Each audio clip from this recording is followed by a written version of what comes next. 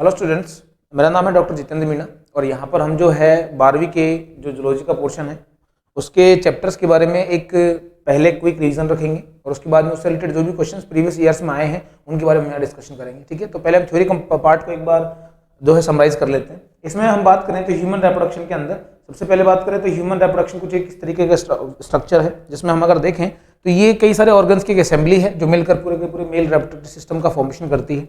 इसमें सबसे पहले हम बात करें तो सबसे पहले जो स्ट्रक्चर आता है वो आता है गोनेड्स। ठीक है, गोनेड्स की अगर हम बात करें तो ये टेस्टिस हैं बेसिकली और इनको प्राइमरी रिप्रोडक्टिव ऑर्गन भी कहा जाता है। वो क्यों कहा जाता है? क्योंकि ये ही गैमेट्स के फॉर्मेशन के लिए रिस्पॉन्सिबल होते हैं, इन्हीं में गैमेट फॉर्मेशन का प्रोसेस होता है।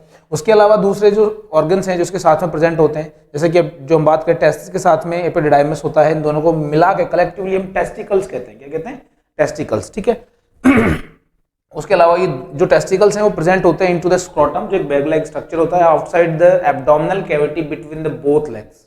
ठीक है, उसके बाद में आती हैं कुछ एसेसरी डक्ट्स। एसेसरी डक्ट्स जो हैं उन गैमेट्स को कैरी करती हैं towards the external genitalia like penis. ठीक है, और वहीं साथ में आती हैं कुछ एसेसरी ग्लैंड्स। ठीक है, तो ये एसेसरी ग्लैंड्स जो हैं ये सीमन का फॉर्मेशन करने में हेल्प करती है, मतलब ये स्पर्म के अंदर अपने सीक्रेशंस ऐड करती हैं जिससे सीमन का फॉर्मेशन होता है। ठीक है, उसके बाद में एक्सटर्नल जेनिटल ऑर्गन्स आते हैं जिसको हम बोलते हैं पेनिस। ये जो है ये बेसिकली जो सीमेन है इसको फीमेल बॉडी में इंजेक्ट करने का काम करते हैं। ठीक है, ये कॉपुलेटरी ऑर्गन्स हैं जो मैटिंग के टाइम पे हम बात करें तो यूज होते हैं। ठीक है, इसको हम अब डिटेल में देखें, स्टार्टिंग से अगर हम देखें तो यहाँ पर जो ओवरऑल स्ट्रक्चर जो हम बात करने वाले हैं, सबसे पहले बात करेंगे टेस्टिस के बारे में। और टेस्टिस की मैं बात करूं तो टेस्टिस जो है ह्यूमन बॉडी में जो मेन प्राइमरी रिप्रोडक्टिव ऑर्गन्स जो हैं वो होते हैं टेस्टिस। इसकी हम बात करें तो टेस्टिस एक पेयर्ड स्ट्रक्चर है, एक जोड़ी होते हैं बॉडी के अंदर। ठीक है, पिंकिश कलर के प्रेजेंट इनटू द स्क्रोटम। यहां पर मैं टेस्टिस के को डिटेल में देखने से पहले हम पहले थोड़ा सा स्क्रोटम के बारे में देखेंगे। स्क्रोटम क्या होता है? स्क्रोटम जो है ये बेसिकली हम बात करें तो आउटसाइड द एब्डोमिनल कैविटी एक बैग लाइक स्ट्रक्चर होता है। ठीक है, फॉर एग्जांपल ये पेनिस है आगे की तरफ। ठीक है, और ये इसके पीछे की तरफ बात करें तो ये प्रेजेंट है क्या? स्क्रोटम। स्क्रोटम जो है एक बैग लाइक स्ट्रक्चर है और जो कि विच इज कवर्ड बाय, हम बात करें डेर्टस मसल्स एंड स्पर्मेटिक फेशिया। ठीक है, इसकी जो कवरिंग है ये इनलाइंड जो होता है ये एक मसल और फेशिया के थ्रू इनलाइंड होता है और इसके अंदर प्रेजेंट होते हैं टेस्टिस कुछ इस तरीके से। ठीक है, यहां पर टेस्टिस के पीछे एपिडिडाइमस होता है, इसलिए कलेक्टिवली दोनों को हम कहते हैं, क्या कहते हैं? टेस्टिकल्स। ठीक है, अब ये यहाँ पर वास्ट डिफरेंस है, तो यहाँ से निकलते हुए एब्डोमिनल कैविटी में रन करती है और उसके बाद में ये पेनिस के थ्रू बाहर आती है। तो ये एक रॉ डायग्राम है, हम बात करें स्क्रोटम का। इसमें स्क्रोटम में हम एक और चीज देखें तो स्क्रोटम के अंदर क्या होता है कि यहाँ पर ये एक क्वेश्चन लाइक स्ट्रक्चर होता है टेस्टिस में नीचे की तरफ, जो बेसिकली हम बात करें तो इसको हम कहते हैं गुबर्निकुलम। क्या कहते हैं? गुबर्निकुलम। ठीक है, ये जो है ये प्रोवाइड करवाता है, क्वेश्चन सपोर्ट प्रोवाइड करवाता है, इसको हम कहते हैं गुबर्निकुलम। ठीक है, अब ये गुबर्निकुलम के ऊपर प्रेजेंट है टेस्टिस। अब टेस्टिस यहाँ पर बात करें स्क्रोटम को, हमने ट्रांसफर सेक्शन ले लिया है इसलिए हमको स्क्रोटम कुछ इस तरीके का स्ट्रक्चर दिख रहा है, लेकिन हम सामने से इसको देखेंगे तो ये स्क्रोटम कुछ इस तरीके का स्ट्रक्चर होता है जहां पर एक टेस्टिस इस तरफ प्रेजेंट होता है और एक टेस्टिस इस तरफ प्रेजेंट होता है। अगर सामने से हम देखेंगे तो कुछ इस तरीके का व्यू दिखेगा और हम लेटरल ट्रांसवर्स व्यू जब इसका देख रहे हैं, ठीक है, वो लेटरल व्यू जब देख रहे हैं कुछ इस तरीके का व्यू दिख रहा है। ठीक है, चलिए अब इसमें हम बात करें तो आगे यहाँ ऊपर जो है वो है एब्डोमिनल कैविटी। ठीक है, ये एब्डोमिनल कैविटी है और ये नीचे स्क्रोटम है। अब यहाँ एब्डोमिनल कैविटी और स्क्रोटम के बीच में हम बात करें तो एक कैनाल है, ये जो इन दोनों को जोड़ने का काम करती है और इस कैनाल को हम कहते हैं इंग्विनल कैनाल। क्या कहते हैं? Inguinal canal. ठीक है, अब इंग्विनल कैनाल के थ्रू जो है दोनों कैविटीज जुड़ी हुई हैं, एब्डोमिनल कैविटी और स्क्रोटम। वहीं साथ में हम अगर बात करें तो इस इंग्विनल कैनाल के थ्रू एक स्ट्रक्चर रन करता है। ठीक है, और वो स्ट्रक्चर कौन सा है? वो स्ट्रक्चर है स्पर्मेटिक कॉर्ड। बात समझ में आ रही है? क्यों? क्योंकि एब्डोमिनल कैविटी से बाहर ही प्रेजेंट है स्ट्रक्चर, तो यहाँ पर इन स्ट्रक्चर को भी ब्लड सप्लाई, वेस्कुलर सप्लाईज, हम बात करें नर्व सप्लाई और दूसरे कंपोनेंट्स चाहिए होते हैं, वो इसके थ्रू यहाँ से एंटर होते हैं या एग्जिट लेते हैं। ठीक है, इसमें आते हैं कौन कौन से? वास डेफरेंस, गोनेडल वेन्स, ठीक है, gonadal arteries, nerves and lymphatic vessels, जो यहाँ पर अलग अलग तरीके से एक साथ मिलकर यहाँ से निकलती हैं और एक कॉर्ड का फॉर्मेशन करती है, वो कॉर्ड जो है इंग्विनल कैनाल के थ्रू ऊपर की तरफ जाता है। बात समझ में आया? इसमें वास्ट डिफरेंस भी है जो स्पर्म कैरी करता है, या फिर हम बात करें तो आर्टरीज वेन्स हैं जो ब्लड को लाती हैं, ले जाती हैं। ये स्पर्मेटिक कॉर्ड का एक सिंपल बात करें तो कंपोनेंट्स हैं। यहाँ पर एक और चीज देखने वाली है कि टेस्टिस जो है इनका फॉर्मेशन एब्डोमेन में नहीं होता है, सॉरी स्क्रोटम में नहीं होता है, ये बनते हैं एब्डोमिनल कैविटी में, मतलब ड्यूरिंग द एम्ब्रियोनिक कंडीशन जो टेस्टिस है इनका डेवलपमेंट होता है कहां पर? एब्डोमिनल कैविटी में। लेकिन जैसे जैसे एक फीटस मैच्योर एम्ब्रियो जो है धीरे धीरे मैच्योर होता है तो उसके बाद में डेवलपमेंट के बाद में धीरे यहाँ पे डिसेंट हो जाते हैं इनटू द स्क्रोटम, ठीक है, थ्रू द इंग्विनल कैनाल, ठीक है। चलिए अब उसके अलावा एक और चीज है, यहाँ पर एक सवाल उठता है, सवाल ये उठता है कि भाई जब इनका फॉर्मेशन एब्डोमिनल कैविटी में है, हो रहा है, तो ये वहीं रहे, नीचे क्यों आते हैं? क्या कारण है इनका कि नीचे आते हैं, स्क्रोटम में प्रेजेंट होते हैं, ठीक है। तो यहाँ पर उसका रीजन ये है कि एब्डोमिनल कैविटी का जो बॉडी टेम्परेचर है वो बॉडी टेम्परेचर के बराबर होता है, और वो होता है अप्रोक्सीमेटली 37 डिग्री सेल्सियस। बात समझ में आ रही? 37 डिग्री सेल्सियस। लेकिन जो स्क्रोटम है इसका जो टेम्परेचर है ये it is lower than the body up to 2 to 3 degree Celsius. बात समझ में आया? और ये जो लोअर टेम्परेचर है ये टेस्टिस में हम बात करें तो स्पर्मेटोजेनेसिस के प्रोसेस को फेवर करता है, ठीक है। चलिए अब यहां पर आगे हम एक चीज देखते हैं कि जब अलग अलग मौसम बदलते हैं बाहर, जैसे समर्स हैं या विंटर्स हैं, तो सर्दियों में हम देखें तो टेम्परेचर जो है वो लगभग 10 डिग्री से भी कम हो जाता है, ठीक है। तो वहां पर ऐसे केस में क्या होता है कि इन मसल्स की हेल्प से स्क्रोटम जो है ये ऊपर की तरफ पुल अप हो जाता है, ठीक है, और उससे क्या होता है कि एब्डोमिनल कैविटी के कांटेक्ट में आता है, वहां से ये हीट रिसीव करता रहता है, तो बॉडी का इसका टेम्परेचर भी मेंटेन रहता है। वहीं गर्मियों में उल्टा होता है, गर्मियों में बाहर का टेम्परेचर ज्यादा है पहले से ही, ठीक है, और अगर ये एब्डोमिनल कैविटी कांटेक्ट में रहेगा तो इसका टेम्परेचर भी बढ़ सकता है, इसलिए क्या करता है कि एब्डोमिनल कैविटी से दूर रहता है ताकि इसका टेम्परेचर मेंटेन रह सके, ठीक है। चलिए ये स्क्रोटम है जहां पर प्रेजेंट है। उसके बाद में स्क्रोटम के बाद में हम मेन ऑर्गन की बात करेंगे, ठीक है, जो कि स्क्रोटम के अंदर प्रेजेंट होता है, ठीक है, और वो ऑर्गन है टेस्टिस, ठीक है। लेकिन उससे पहले एक और यहाँ पर स्टार मार्क पॉइंट बनता है, ठीक है, टेम्परेचर के मैनेजमेंट के अलावा, वो ये होता है कि जितने भी सारे जो ऑर्गन्स होते हैं, ठीक है, मैं उनकी बात करूं तो सारे के सारे ऑर्गेनिजम्स की बात कर रहा हूं, सारे ऑर्गेनिजम्स के अंदर स्क्रोटम नहीं होता है, ठीक है। स्क्रोटम जो है ये सारे मैमल्स के का प्रॉपर्टी नहीं है। क्यों? क्योंकि जैसे हम व्हेल वगैरह की बात करें तो उनके अंदर स्क्रोटम नहीं होता, उनके अंदर जो टेस्टिस है वो एब्डोमिनल कैविटी के अंदर ही प्रेजेंट होते हैं, और वो अलग तरीके से टेम्परेचर मैनेजमेंट करते हैं। कुछ ऑर्गेनिजम्स ऐसे होते हैं जो सीजनल ब्रीडर्स होते हैं। सीजनल ब्रीडर्स में क्या होता है कि जो टेस्टिस है वो केवल ब्रीडिंग सीजन में ही स्क्रोटम में आते हैं, अदरवाइज वो एब्डोमिनल कैविटी में ही रहते हैं, ठीक है, क्योंकि वो सीजनल ब्रीडर्स होते हैं, ठीक है। हालांकि सारे सीजनल ब्रीडर्स में ऐसा नहीं होता है, इनको सीजनल ब्रीडर्स ऐसे हैं उनमें ऐसा होता है, और बाकी दूसरे बच के एनिमल्स आखिरी में सारे उनमें क्या होता है कि उनमें टेस्टिस हमेशा स्क्रोटम में रहते हैं, वो एब्डोमिनल कैविटी में सिर्फ और सिर्फ डेवलप होते हैं। अगर वो किसी कारण एब्डोमिनल कैविटी में चले गए हैं तो वो प्रॉपर स्पर्मेटोजेनेसिस का प्रोसेस परफॉर्म नहीं कर पाएंगे क्योंकि वहां का टेम्परेचर ज्यादा होता है।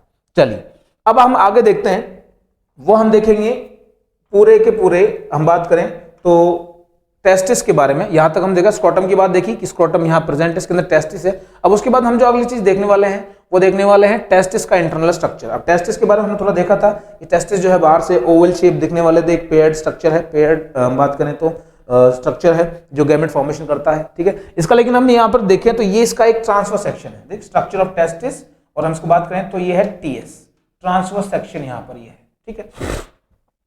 इसकी हम बात करें तो टेस्टिस जो है वो इंटरनली 3 अलग अलग लेयर से मिलकर बना होता है। इसमें 3 अलग अलग लेयर्स होती हैं या कोट होते हैं जिनसे पूरे के पूरे हम बात करें टेस्टिस का फॉर्मेशन होता है। इसमें सबसे पहले हम बात करें तो पहला जो होता है वो होता है ट्यूनिका वजाइनलिस। कौन सा होता है? ट्यूनिका वजाइनलिस। अगर मैं इसको ड्रॉ करूं साथ में, ध्यान से देखेंगे आप किसके बारे में क्या है और इसकी प्रॉपर्टीज क्या है, तो ये है ट्यूनिका वजाइनलिस।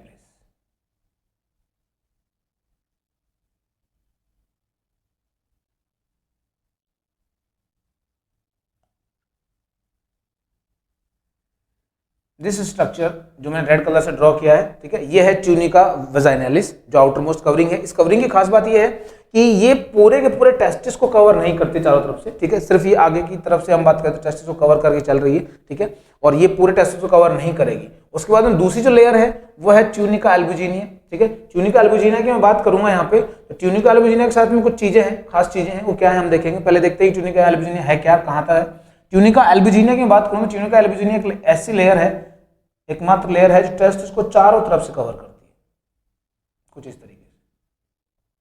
बात समझ में आया? तो ये ब्लू सर्कल जो बन रहा है ये है ट्यूनिका एल्बुजिनिया। साथ के साथ में ट्यूनिका एल्बुजिनिया की और बात करूं तो ये इसके इन्वेजन्स होते हैं, इन्वेड करती है अंदर की तरफ और पूरे टेस्टिस को दो अलग अलग पार्ट्स में डिवाइड कर देती है। इसमें एक आगे की तरफ चैम्बर रहता है, बड़ा चैम्बर हो जाता है, एक चैम्बर पीछे की तरफ हो जाता है जो छोटा चैम्बर है, ठीक है। साथ में इसके और दूसरे सेप्टल इन्वेजन्स होते हैं। सेप्टल इन्वेजन्स मतलब ये सेप्टम्स की फॉर्म में बाहर की तरफ निकलती है वापस से, और ये एंटायर टेस्टिस, पूरे टेस्टिस को हम बात करें तो छोटे छोटे लोब्स में डिवाइड कर देती है।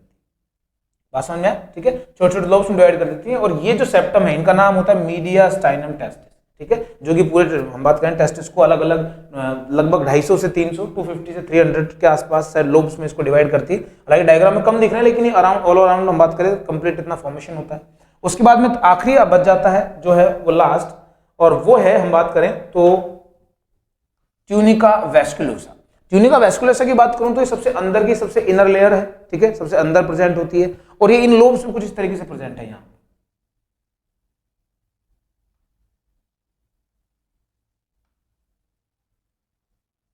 कुछ इस तरीके से ये है ट्यूनिका वेस्कुलोसा जो सबसे अंदर वाली लेयर है। बात समझ में आया, ठीक है। तो इस तरीके से तीन अलग अलग लेयर्स हैं, ऊपर से बाहर से ट्यूनिका वेजाइनालिस, एल्बुजिनिया और वेस्कुलोसा।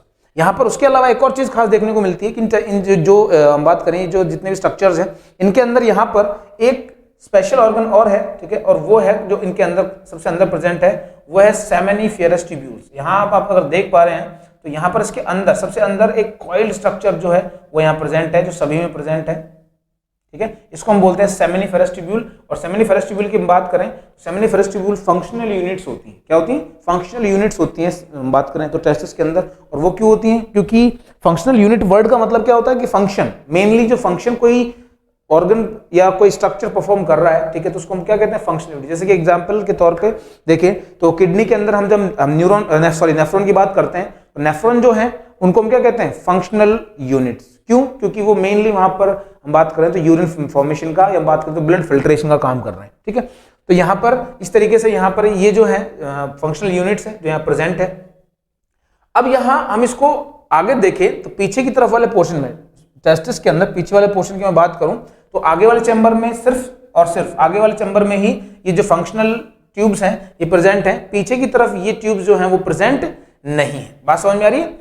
सिर्फ ये आगे वाले इन चैम्बर्स में ही ये प्रेजेंट है, ठीक है, पीछे की तरफ ये प्रेजेंट नहीं है। यहाँ पर इनमें से क्या होता है कि ये ट्यूब्स में से निकलने के बाद ये सेमिनिफेरस ट्यूब्यूल्स आगे जाके डक्ट्स हैं जो जुड़ती हैं और जुड़ के यहाँ एक नेटवर्क का फॉर्मेशन कर रही हैं, ठीक है। और इस नेटवर्क का नाम है रेटिटेस्टिस। क्या नाम है?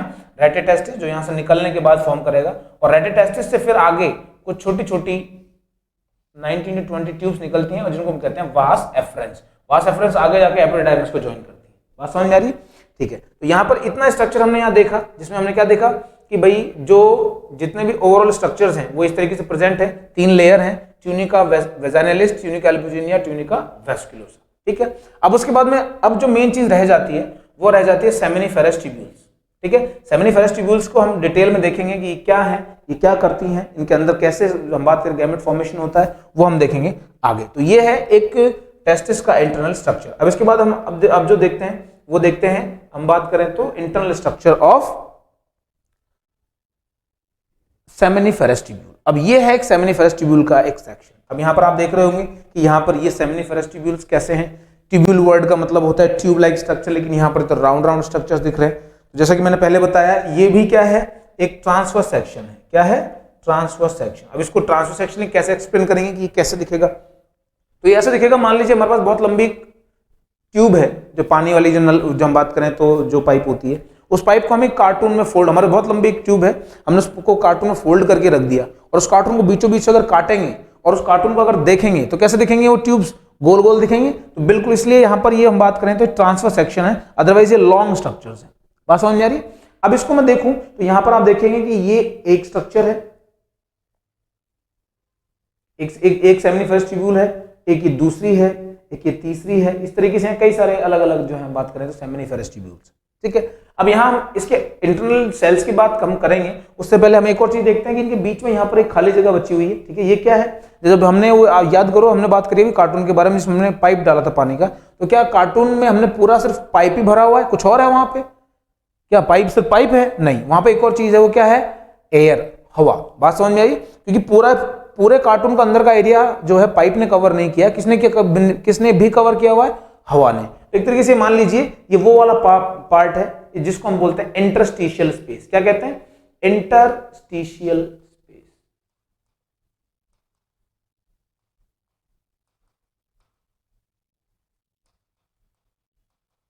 ठीक है, तो ये इंटरस्टिशियल स्पेस है। तो कुछ सेल्स इस इंटरस्टिशियल स्पेस में प्रेजेंट होंगी और कुछ सेल्स इसके अंदर प्रेजेंट होती हैं। इस तरीके से हम ओवरऑल इसके इंटरनल स्ट्रक्चर की बात करेंगे। तो यहां पर सबसे पहले देखें तो सबसे पहले इन सेल्स की बात करते हैं। तो इन सेल्स को यहां पर लेबल किया हुआ लैडिक सेल्स।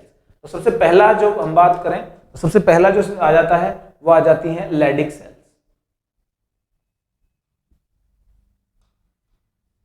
लैडिक सेल्स, ठीक है। तो ये जो लैडिक सेल्स की मैं बात करूं तो ये लैडिक सेल्स जो हैं ये एंडोक्राइन प्रॉपर्टी की सेल्स होती है। कौन सी होती है? Endocrine property.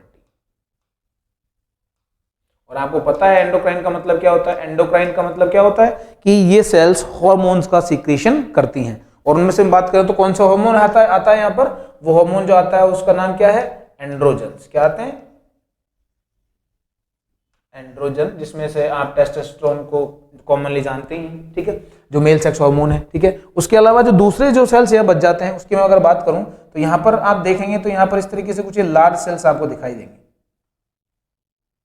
अभी हमने लैडिक सेल्स की बात की थी, लैडिक सेल्स हैं, उसके बाद में अगली सेल्स हम बात कर रहे हैं। यहाँ पर लार्ज सेल्स दिख रहे हैं आपको, ये कुछ इस तरीके से। और इन लार्ज सेल्स की खास बात क्या है कि इनका जो न्यूक्लियस है वो राउंड नहीं है, ओवल है। कैसा है? ओवल। क्योंकि आपने अगर 11वीं में पढ़ा होगा एनिमल टिश्यू में तो वहां पर हम देखेंगे कि जो कॉलमिनर सेल्स होती है उनका न्यूक्लियस जो है कैसा होता है?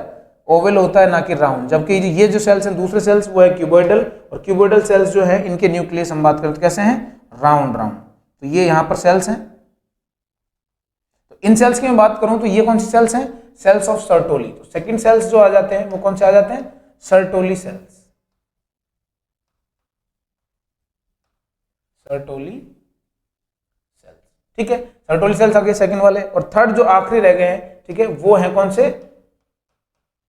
वो है स्पर्म मदर सेल्स, ठीक है। हम बात करें तो जर्म सेल्स जो है बेसिकली जो कि रेस्पॉन्सिबल है गैमेट फॉर्मेशन के लिए, ठीक है। तो ये हम बात करते हैं, इनको हम कह देते हैं जर्म सेल्स। इस तरीके से ओवरऑल 3 टाइप के सेल्स हैं जो प्रेजेंट होते हैं यहाँ पर। कहां पर? जो इंटरनल स्ट्रक्चर की हम बात करें तो सेमिनिफरस ट्यूब्यूल्स के अंदर 2 सेल्स हैं और 1 सेल्स उनके बाहर है। तो ओवरऑल 3 टाइप के सेल्स हैं। ये सेल्स अलग अलग तरीके से अलग अलग फंक्शन करते हैं, उसकी हम बात करेंगे।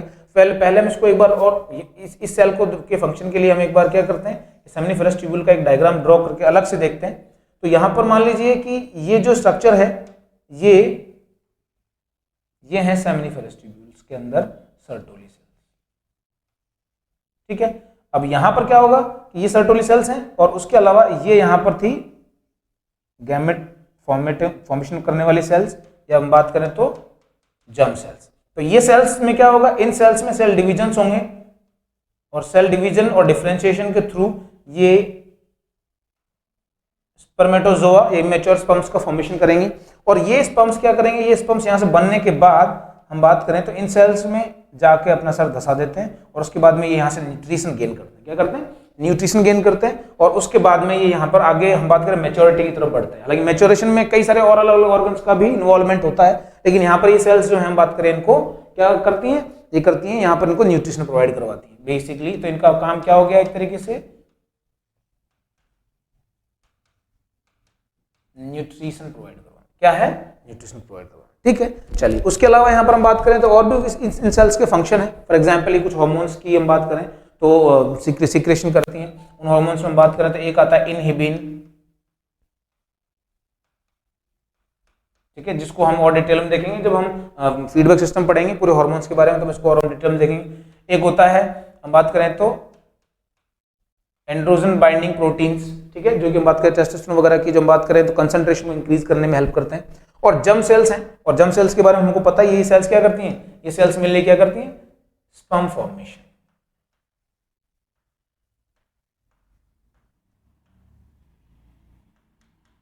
ठीक है। स्पर्म फॉर्मेशन का काम यहाँ ये सेल्स करती हैं। तो इस तरीके से ओवरऑल ये हम बात करें तो पूरे की पूरे हम बात करें तो जो स्ट्रक्चर है इंटरनल सेमिनिफरस ट्यूब्यूल्स का, ठीक है, और जिसके अंदर अलग अलग तरीके से ये 3 टाइप के सेल्स हैं और ये अलग अलग तरीके से यहाँ पर फंक्शंस परफॉर्म करते हैं। तो ये है इंटरनल स्ट्रक्चर ऑफ टेस्टिस।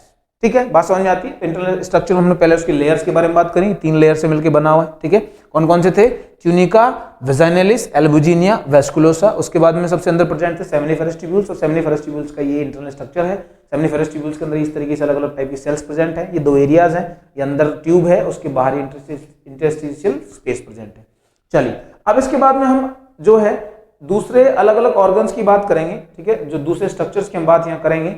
इसके बाद में और कौन कौन से पार्ट्स जो हैं वो यहाँ पर रहते हैं या आते हैं या जो प्रेजेंट होते हैं। तो यहाँ पर जो अगला स्ट्रक्चर है वो है रेटेटेस्टिस, जिसकी बात हमने यहाँ पर करी थी इस डायग्राम के अंदर। इस डायग्राम में हमने देखा तो रेटेटेस्टिस कौन है?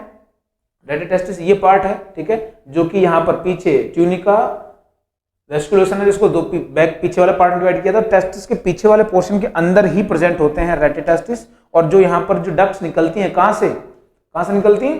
सेमिनिफेरस ट्यूब्यूल्स से। उनके मिलने से एक नेटवर्क बनता है, उस नेटवर्क को हम क्या बोल रहे हैं? रेटेटेस्टिस। बात समझ में आ रही है? उसके बाद में आगे हम बात करें तो रेटेटेस्टिस से निकलती है यहाँ पर क्या? रेटेटेस्टिस से निकलती है वास एफरेंशिया। ठीक है, तो यहाँ पर जो वास एफरेंशिया है, ये छोटी छोटी डक्ट्स होती है, 19 to 20, 19 से 20 के आसपास ही होती हैं। ठीक है, और ये जाके ज्वाइन करती है एपिडिडाइमस को। किसको ज्वाइन करती है? एपिडिडाइमस को। ठीक है, यहाँ पर अब यहाँ एक और चीज खास अब बात आएगी, इसकी हम बात करेंगे। एपिडिडाइमस की हम बात करते हैं। एपिडिडाइमस अपने आप में एक हाईली कॉइल्ड स्ट्रक्चर है। इसके 3 पार्ट होते हैं। सबसे ऊपर वाला पार्ट है जो है, उसकी बात करें तो वो है यहाँ पर कैपुट। जो ऊपर वाला पार्ट है ये हाईली कॉइल्ड होता है, सबसे ज्यादा कॉइलिंग यहाँ होती है। ठीक है, उसका दूसरा आता है बॉडी ऑफ एपिडिडाइमस, या फिर हम बात करें तो कॉर्पस। और जो आखिरी पार्ट है तीसरा नीचे वाला वो है कौडा। ठीक है, तो ये कॉइलिंग की बात करेंगे तो ऊपर से नीचे तक की कॉइलिंग जो है वो कम होती जाएगी। ओवरऑल अगर एपिडिडाइमस की बात करें तो उसकी टोटल कंप्लीट लेंथ जो है वो लगभग 3 मीटर के आसपास होती है ह्यूमंस के अंदर। ठीक है, यहाँ पर 3 मीटर के आसपास कॉइलिंग है। 3 मीटर काफी ज्यादा बड़ा एरिया है, इसलिए इसको कॉइल करके रखना पड़ता है। कोई भी चीज है, मान लो हमारे पास कोई भी चीज है, वो बहुत लंबी है लेंथ में, तो उसको हम कैसे मैनेज करते हैं? उसको कॉइल करके या फोल्ड करके। ठीक है, इस तरीके से यहाँ पर भी ऐसा ही होता है कि ये बहुत लंबे स्ट्रक्चर है, और जो कैसे प्रेजेंट होता है? कॉइल्ड फॉर्मेशन में प्रेजेंट होता है। अब यहाँ एक 2 चीजें हैं। ये जो एपिडिडाइमस है, ये टेस्ट स्पर्म्स को हम बात करें तो लगभग 1 महीने तक या 30 डेज तक स्टोर करके रखता है, साथ साथ में इनके मैच्योरेशन में भी हेल्प करता है। ठीक है, बेसिकली मैच्योर ये यहाँ पर होने लगते हैं फॉर्मेशन में फंक्शनली। उसके अलावा टेस्टिस की इस एरिया में हम बात करें तो यहाँ से लेके आखिर तक हम बात करें, अगर हम छोड़ दें किसको? यूरिथ्रा को, तो वहां तक हम बात करें तो एपिथेलियम जो इसकी यहाँ से रहेगी वो रहेगी स्यूडो स्ट्रैटिफाइड कॉल्यूमिनर। कैसी रहेगी? Pseudo stratified columnar. साथ के साथ में यहाँ पर स्टीरियोसीलियाज भी होते हैं। क्या क्या होता है?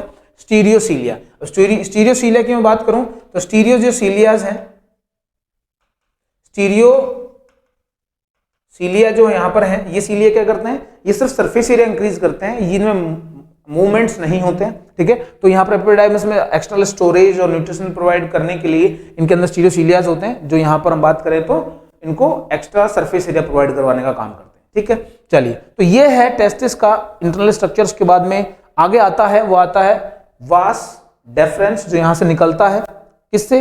कॉर्डा वाले पार्ट से, टेस्टिस के एपिडिडाइमस के। और उसके बाद में स्पर्मेटिक कॉर्ड से होता हुआ, कहां से होता हुआ? स्पर्मेटिक कॉर्ड के हेल्प से, थ्रू होता हुआ ये जो हम बात करें तो ये स्ट्रक्चर आगे जाके कहां पहुंच जाता है? एब्डोमिनल कैविटी में।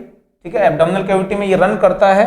हम बात करते हैं, इस डायग्राम में आप देख पा रहे हैं कि एब्डोमिनल कैविटी में यहाँ पे से रन करता है अबाउट द यूरिनरी ब्लैडर, और उसके बाद ज्वाइन करता है आगे इजैकुलेटरी डक्ट को, और उसके बाद में ये ज्वाइन करती हैं यूरिथ्रा को। इस स्ट्रक्चर के बारे में हम और बात करेंगे। ठीक है, यहाँ पर दूसरी एसेसिव ग्लैंड्स वगैरह आती हैं, उनकी हम बात करेंगे, वो करते हैं आगे लेक्चर।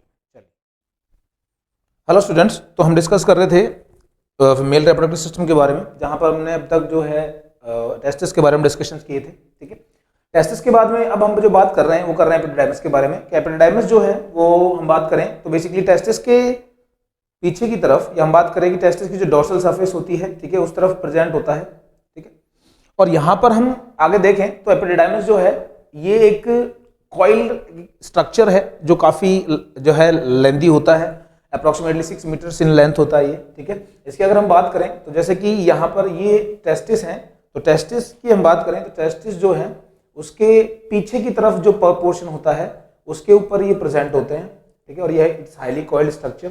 इसकी अगर हम बात करें तो इसको हम 3 पोर्शंस में डिवाइड करते हैं। ठीक है, सबसे ऊपर वाला पार्ट जो होता है वो पहला पार्ट होता है, हम बात करें तो अपर पार्ट जो होता है जो हाईली कॉइल्ड होता है, कैपुट जिसको हम कहते हैं, या फिर हम बात करें तो ग्लोबस मेजर। दूसरा पार्ट जो होता है वो मिडिल पार्ट होता है जिसको हम कॉर्पस या बॉडी पार्ट कहते हैं, ठीक है, ये सेकंड पार्ट होता है, ठीक है। और जो तीसरा पार्ट जो आखिरी होता है, ठीक है, इस पार्ट, ये जो थर्ड पार्ट है, ये थर्ड पार्ट जो है ये बेसिकली इसको कहते हैं हम क्या क्या कहते हैं, कौड़ा, ठीक है। ये बेसल और लीस्ट कॉइल्ड है। तो यहाँ पर अगर ऊपर से नीचे तक हम देखें यहाँ पर, तो ये सबसे ऊपर वाला जो पार्ट है वो हाईली कॉइल्ड होता है, ठीक है। उसके बाद नीचे वाला पार्ट है, मिडिल पार्ट जो होता है वो लेस कॉइल्ड होता है, और धीरे धीरे इस तरीके से कॉइलिंग जो है वो लूज होती रहती है। इसी बिहाफ पे सबसे ऊपर वाले पार्ट को हम बोलते हैं ग्लोबस मेजर, और सबसे नीचे वाले पार्ट को हम बोलते हैं ग्लोबस माइनर।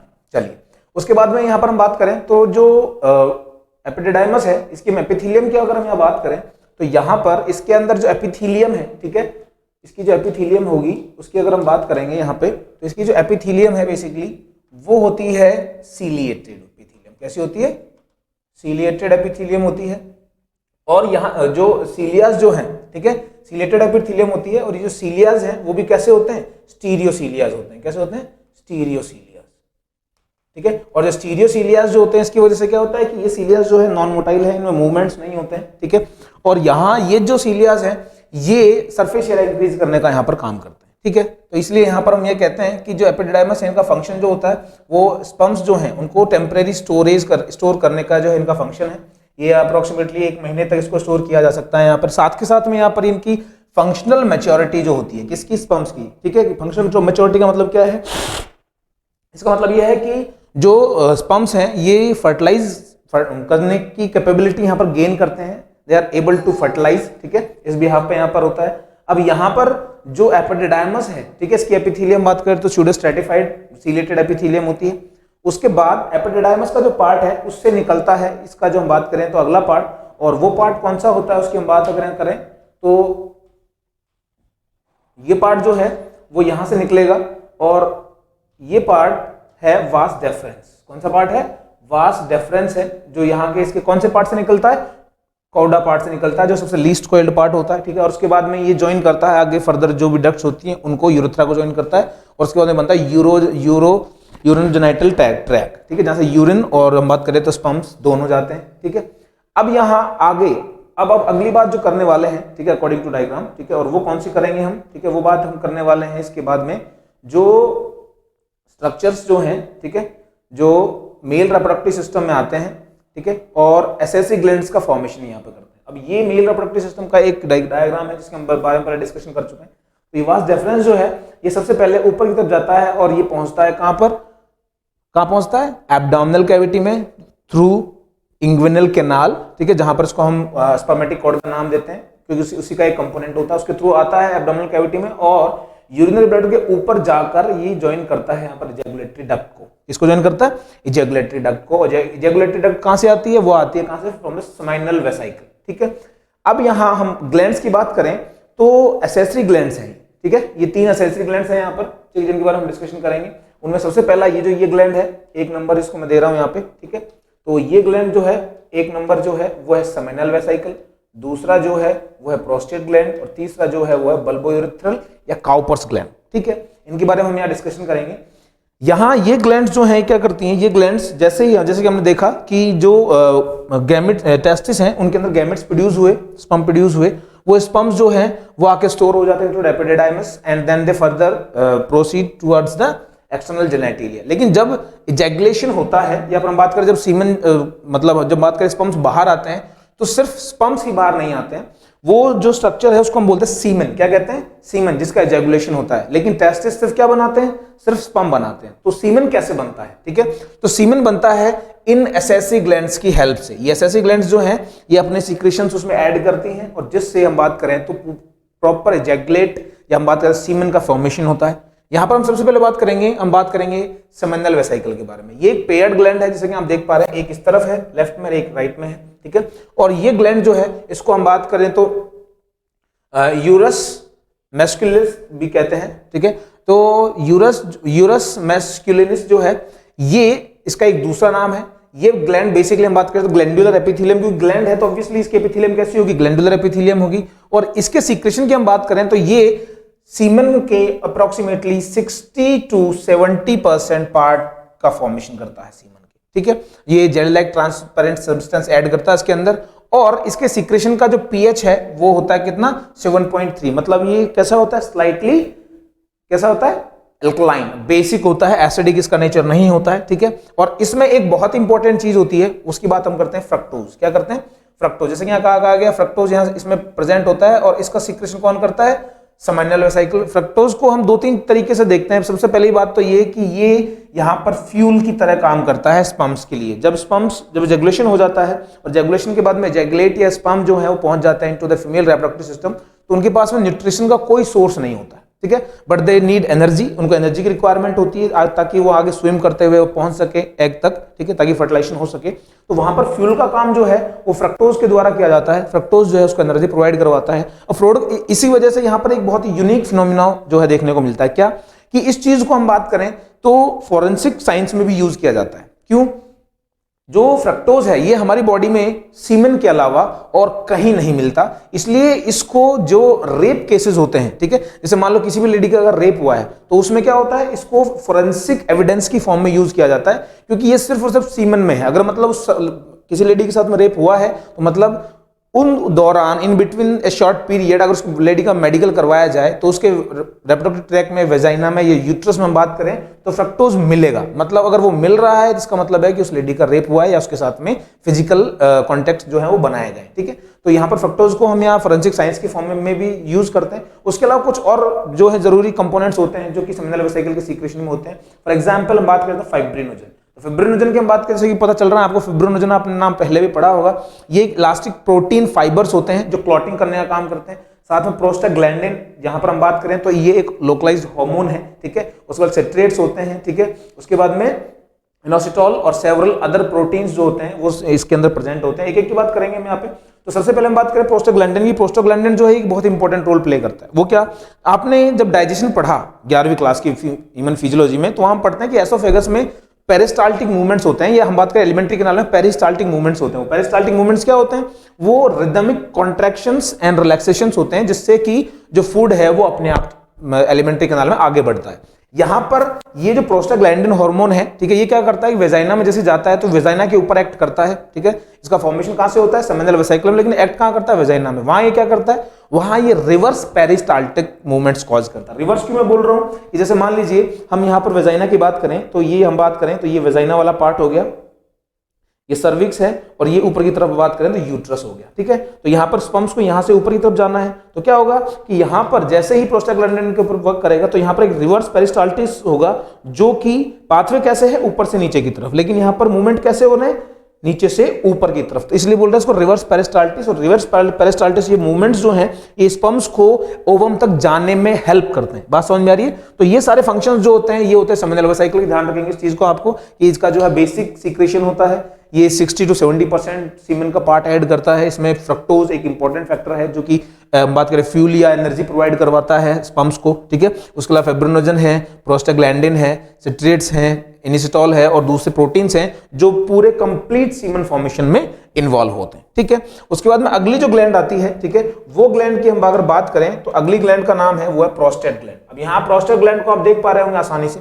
देखिए प्रोस्टेट ग्लैंड जो है वो ये रहा यहाँ पर, ठीक है, ये प्रोस्टेट ग्लैंड है। प्रोस्टेट ग्लैंड की मैं बात करूं तो ये एक आपको देखने में लग रहा होगा यहाँ पर कि ये भी एक दो ग्लैंड्स है, जैसे कि यहाँ पर हमने देखा कि ये पेयर्ड ग्लैंड है और देखने में ऐसा लग रहा है कि ये प्रोस्टेट ग्लैंड भी पेयर्ड है, बट सबसे इंपॉर्टेंट बात ये है कि ये ग्लैंड पेयर्ड नहीं है, ये अनपेयर्ड है and made up of 5 lobes. अब यहां पर इसलिए क्योंकि ये चारों तरफ से एंटायरली कवर करता है यूरेथ्रा को। बात समझ में आ रही है। तो ये चारों तरफ से कवर करता है यूरेथ्रा को। ये दो अलग अलग ग्लैंड्स नहीं है, एक सिंगल ग्लैंड है, अनपेयर्ड ग्लैंड है ये, ठीक है। और ये ग्लैंड जो बाकी बचा हुआ पोर्शन जो होता है 30% के आसपास, किसका, सीमेन का, ठीक है, तो वो उसका जो सिक्रेशन है वो 30% के आसपास जो है ये एड ऑन करता है, ठीक है, कंप्लीट। अगर हम इसको सीमेन की बात करेंगे आगे, उसमें हम डिविजन्स देखेंगे कैसे कैसे ऐड होंगे। यहां पर ये जो है यूरिनरी ब्लैडर के बिल्कुल नीचे, ये यहां पर यूरिनरी ब्लैडर है, इतना पोर्शन जो है ये यूरिनरी ब्लैडर है कंप्लीट। उसके बिल्कुल नीचे यहां पर ये जो है एक प्रोस्टेट ग्लैंड प्रेजेंट है, ठीक है। ये ग्लैंड जो है ये स्लाइटली बात करें तो अल्कलाइन प्रोस्टेट फ्लूइड जो है उसका सिक्रेशन करती है, जो milky thick sticky jelly like होता है यहां पर। अब यहां पर ये मिल्की बोल रहे हैं तो मतलब ये व्हाइटिश है, लेकिन ऊपर वाले की हमने बात की थी ट्रांसपेरेंट था इसका सीक्रेशन, ठीक है। तो सेमिनल वेसिकल का सीक्रेशन कैसा है, ट्रांसपेरेंट है, और जो मिल्की सीक्रेशन है वो किसका होगा, प्रोस्टेट ग्लैंड का। बात समझ में आ रही है। यहां पर दूसरी बात ये है कि इसके कुछ खास फंक्शंस हैं, उसकी हम बात करेंगे। तो यहां पर क्या है कि सीक्रेशन ऑफ प्रोस्टेट ग्लैंड, इसमें क्या होगा, सिट्रिक एसिड्स होते हैं, ठीक है, कैल्शियम है, फॉस्फेट है, क्लॉटिंग एंजाइम्स हैं, प्रोफाइब्रिनोजन वगैरह है। क्लॉट ये क्या करते हैं कि जैसे ही इजैकुलेशन होता है तो इजैकुलेशन के जस्ट बाद में पूरे के पूरे सीमन का एक क्लॉट बन जाता है, ठीक है। वो क्लॉट बनने से क्या होता है, क्लॉट बनने से ये होता है कि मान लीजिए ये वजाइना का स्ट्रक्चर था, हमने अभी डिस्कस किया, ये ऊपर यूट्रस है, नीचे वजाइना है। मान लीजिए यहाँ क्लॉटिंग हुई, यहाँ पर इजैकुलेट आया, ये इजैकुलेट है, सीमन है। अगर यहाँ सीमन आते ही अगर इसमें स्पर्म्स मूवमेंट करने लगेंगे तो स्पर्म्स की मूवमेंट किसी भी डायरेक्शन में हो सकते हैं। बात समझ में आ रही है, इनका कोई डायरेक्शन स्पेसिफिक नहीं है। अब यहाँ पर जैसे आके पेरिस्टाल्टिक मूवमेंट स्टार्ट होती है, तब तक हम बात करें तो यहाँ पर क्लॉटिंग रहती है और स्पर्म्स की एनर्जी स्टोर रहती है, मतलब ये मूवमेंट नहीं करते। उसके बाद में फाइब्रोलाइसिन एंजाइम्स यहाँ भी प्रेजेंट होते हैं, प्रोटीन्स होते हैं, वो प्रोटीन इस क्लॉट को ब्रेक करते हैं और उसके बाद में स्पर्म्स जो है इस डायरेक्शन में मूव करना स्टार्ट करते हैं, ताकि हम बात करें तो वो कहां तक पहुंच सके, ओवम तक पहुंच सके। बात समझ में आ रही है। तो ये दो ग्लैंड्स हैं जो मेजरली हम बात करें सीक्रेशन ऐड करती हैं अपना सीमेन के अंदर, ठीक है। चलिए, इसके बाद में अगली जो ग्लैंड है उसका नाम है बल्बो यूरिथ्रल ग्लैंड, या इसको हम एक और नाम से जानते हैं, और वो नाम है क्या, काउपर्स ग्लैंड। क्या नाम है, काउपर्स ग्लैंड। ये लोब ग्लैंड है। इसको हम डायग्राम में अगर देखें तो यहाँ पर छोटे छोटे दो लोब है, एक इधर है, एक ग्लैंड इधर है, ठीक है, और दूसरी ग्लैंड जब बात करें तो इस तरफ है, दो ग्लैंड है यहाँ पर। ये अब यहाँ पर ये ग्लैंड यहाँ और एक ग्लैंड यहाँ पे, ठीक है। यहाँ इस ग्लैंड का दूसरा नाम जो है वो है क्या, काउपर्स ग्लैंड। यहाँ देख सकते हैं आप इसको, ठीक है, काउपर्स ग्लैंड है। अभी काउपर्स ग्लैंड जो है या बल्बो यूरिथ्रल ग्लैंड जो है ये यूरिथ्रा के दोनों तरफ प्रेजेंट है, ठीक है। और यहां पर इसका एक खास काम है, ये ग्लैंड जो है अपना सीक्रेशन सीमन में ऐड नहीं करती। ध्यान रखेंगे इस चीज को। ऊपर हमने बात की सेमिनल वेसिकल और काउपर्स ग्लैंड जो है वो सीमन के फॉर्मेशन में हेल्प करती है, इन्वॉल्व होती हैं, बट इसके सीक्रेशंस जो हैं वो सीमन में ऐड नहीं होते। दरअसल ये प्री इजैकुलेटरी सीक्रेशंस करती है। क्या करती है, प्री इजैकुलेटरी सीक्रेशंस करती है, मतलब इजैकुलेशन से बिल्कुल पहले ही। ट्रांसपेरेंट हम बात करें, स्लाइटली एल्कलाइन, हम बात करें slightly alkaline gel like secretion करती है, सीक्रेट जो ट्रांसपेरेंट होता है। और ये क्या करता है कि हमने अभी देखा कि यहाँ पर जो ये पार्ट है, ठीक है, इसकी हम अगर बात करें पार्ट की, तो यहाँ पर ऊपर क्या है, यूरिनरी ब्लैडर है, तो मतलब यूरिथ्रा के थ्रू यूरिन भी आता है। बात समझ आ रही है। तो यूरिन भी आ रहा है वहां से, और इधर से इसी रास्ते से कौन भी आएंगे, सीमन भी आएगा या स्पर्म्स भी आएंगे, इसलिए इसको कहते हैं यूरेनोजेनाइटल ट्रैक। क्या कहते हैं, यूरेनोजेनाइटल ट्रैक। फीमेल में ही अलग अलग है, मेल में इसको यूरिनोजेनिटल ट्रैक कहते हैं, फीमेल में यूरिनरी ट्रैक अलग होता है, जेनिटल ट्रैक अलग होता है। तो यहां पर क्या होता है, इसी रास्ते से यूरिन भी आ रहा है। अब यूरिन आ रहा है तो वो रास्ते से जब यूरिन आ रहा है, और यूरिन का पीएच कैसा होता है, एसिडिक होता है। कैसा होता है, एसिडिक है। तो वो रास्ता कैसा बन जाएगा, यूरिन के आने जाने की वजह से एसिडिक बन जाएगा। बात समझ में आई। तो वहां से अगर यूरिन गुजर रहा है तो रास्ता कैसा हो गया, एसिडिक हो गया। तो ये जो काउपर्स ग्लैंड है ये क्या करती है, ये सीक्रेशन मतलब इजैकुलेशन से बिल्कुल पहले इसके सीक्रेशंस होते हैं। इजैकुलेशन से पहले कि स्पर्म्स बाहर आए उससे पहले इसके सीक्रेशन होते हैं, ताकि ये इसका जो स्लाइटली पीएच कैसा है, हम बात करें तो बेसिक है, तो ये उस एसिडिक पीएच को न्यूट्रलाइज कर सके, ताकि ये जो एसिडिक पीएच है उसकी वजह से स्पर्म्स को नुकसान ना हो। बात समझ में आ रही है, ताकि स्पर्म्स डैमेज ना हो। तो यहां देखिए लिखा भी है, destroy the acidity of the urethra and क्लींस it for the movement of sperm. बात समझ में आ रही है। तो ये प्री इजैकुलेटरी हम बात करें तो सीक्रेशन होता है। बाकी दो ग्लैंड्स हैं वो इजैकुलेशन के साथ में ही अपना इजैकुलेट में ही अपना सीक्रेशन ऐड करती हैं। चलिए, ये बात हुई यहां पर इन एसेसरी ग्लैंड्स के बारे में। उसके बाद में अब आता है वो आता है सीमेन। सीमेन क्या है, सीमेन जो है सिंगल इजैकुलेट में जो भी बाहर आता है ड्यूरिंग द मैटिंग उसको हम कहते हैं सीमेन, ठीक है। इसमें कई सारी चीजें होती हैं, इसका हम बात करें तो इसके अंदर ऑलमोस्ट 20% पार्ट जो है, या हम बात करें लेस देन 20% पार्ट जो होता है वो होता है स्पर्म होता है, ठीक है। और वहीं बाकी जो 80% पार्ट जो होता है वो ऐड करती हैं कौन, एसेसरी ग्लैंड्स। ये ग्लैंड जो है इसको ऐड करती हैं, ठीक है, ग्लैंड सीक्रेशन, ग्लैंड्स का सीक्रेशन है, ठीक है। और इसमें से भी ग्लैंड सीक्रेशन में भी मेजर सीक्रेशन किसका था, 60 to 70% किसका था बताएं, वो था सेमिनल वेसिकल का, और बाकी 30% के आसपास किसका था, वो था प्रोस्टेट ग्लैंड का। बात समझ में आ रही है। अब यहां पर स्पर्म, यहां देखिए सीमन में क्या है, sperm plus accessory reproductive gland fluid, ठीक है। तो यहां पर इस तरीके से हमने इसको यहां पर डिवाइड करके दिखाया। इसकी बात करें तो एक इजैकुलेशन में 3 to 4 ml सीमेन सीक्रेट होता है। कितना? 3 to 4 ml जो है वो सीमेन जो है इजैकुलेट होता है। और यहां पर हम काउंट की बात करें तो नॉर्मल स्पर्म काउंट होता है 20 से लेके 120 मिलियन पर ml, ठीक है। और एवरेज की बात करें तो ऑलमोस्ट 300 मिलियन जो है स्पर्म्स होते हैं एक सिंगल इजैकुलेशन के अंदर, मतलब इतना फ्लूइड है। देखिए यहां दो तरह के सवाल बनते हैं। एक सवाल क्या आता है, एक क्वेश्चन सीधा आ जाता है कि what is the count of sperms in a single ejaculation, ठीक है। तो वहां काउंट क्या आएगा? 300 के लमसम 300 मिलियन जो है स्पर्म्स हैं। लेकिन वहां पर मान लीजिए कि वो इजैकुलेट में अगर आपने जल्दी में है सवाल सॉल्व करने में, और वहां पर मान लीजिए कि उसमें ml लगा हुआ है, अगर वो मान लो सवाल पर ml में पूछा गया है तो पर ml काउंट अलग होगा। बात समझ में आया? और ये जो रेंज है, ये रेंज 20 से लेके 120 मिलियन तक क्यों है, सुनने का ध्यान से, क्योंकि ये सबसे कम रेंज है।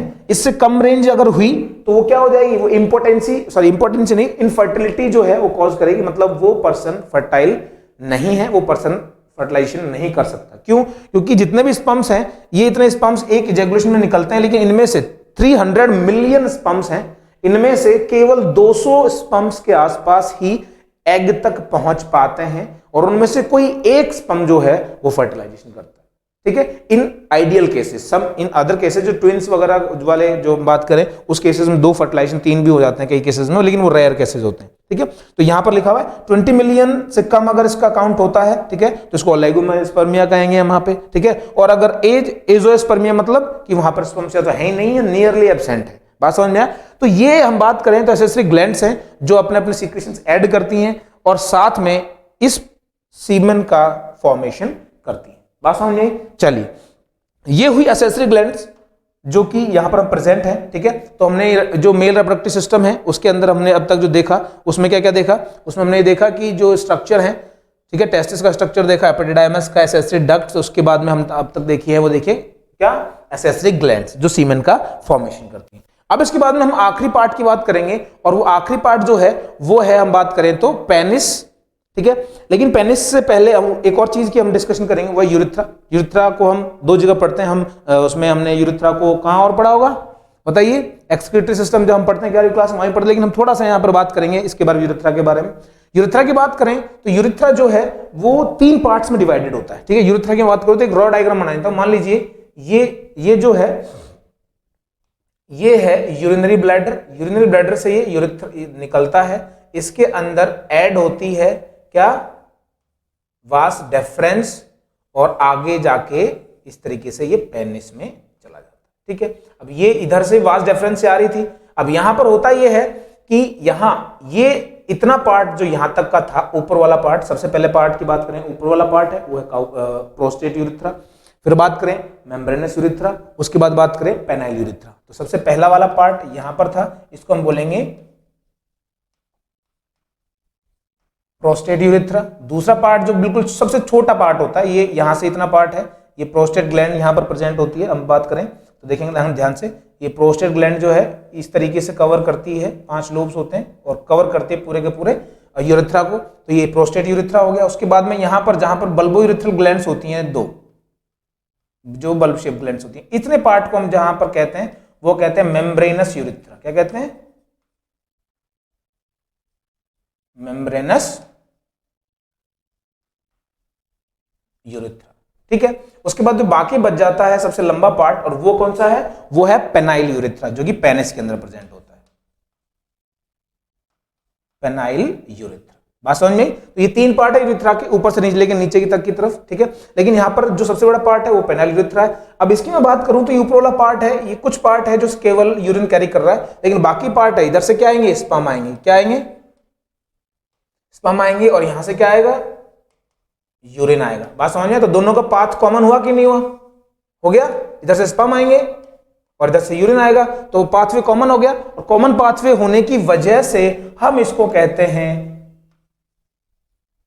Urinogenital tract.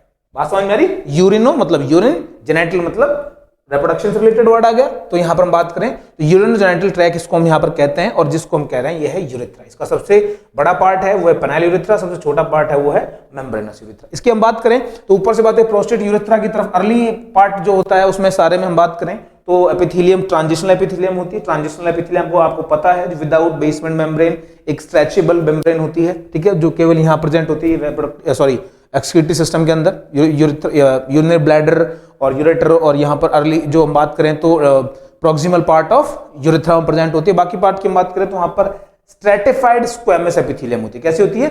Stratified squamous epithelium होती है, ठीक है। चलिए ये बात हुई यूरेथ्रा के बारे में। उसके बाद हम बात करेंगे, वो बात करेंगे पेनिस के बारे में, ठीक है। और पेनिस जो है ये है कॉपुलेटरी ऑर्गन है। क्या है? Copulatory organ. पहले हम बात करेंगे, आप में से हो सकता है किसी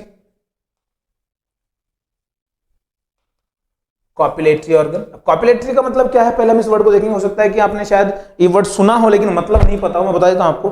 कॉपुलेटरी ऑर्गन का मतलब होता है वो ऑर्गन्स जो स्पर्म्स को इंट्रैक्शन में हेल्प करते हैं, एक्सटर्नल जेनिटल ऑर्गन्स होते हैं। For example penis copulatory organ है मेल में, वहीं वेजाइना जो है वो कॉपुलेटरी ऑर्गन है फीमेल के अंदर। बात समझ में आया? ठीक है। यहां पर इसको और एक तरीके से हम समझ सकते हैं, ठीक है। आपने एक चीज सुनी होगी कि जो एम्फीबियंस हैं हम इनके लिए कहते हैं कि वो पानी में और लैंडस्केप पे दोनों जगह रह सकते हैं, लेकिन ऐसा नहीं है। सारे एम्फीबियंस में ये कैपेबिलिटी नहीं होती है।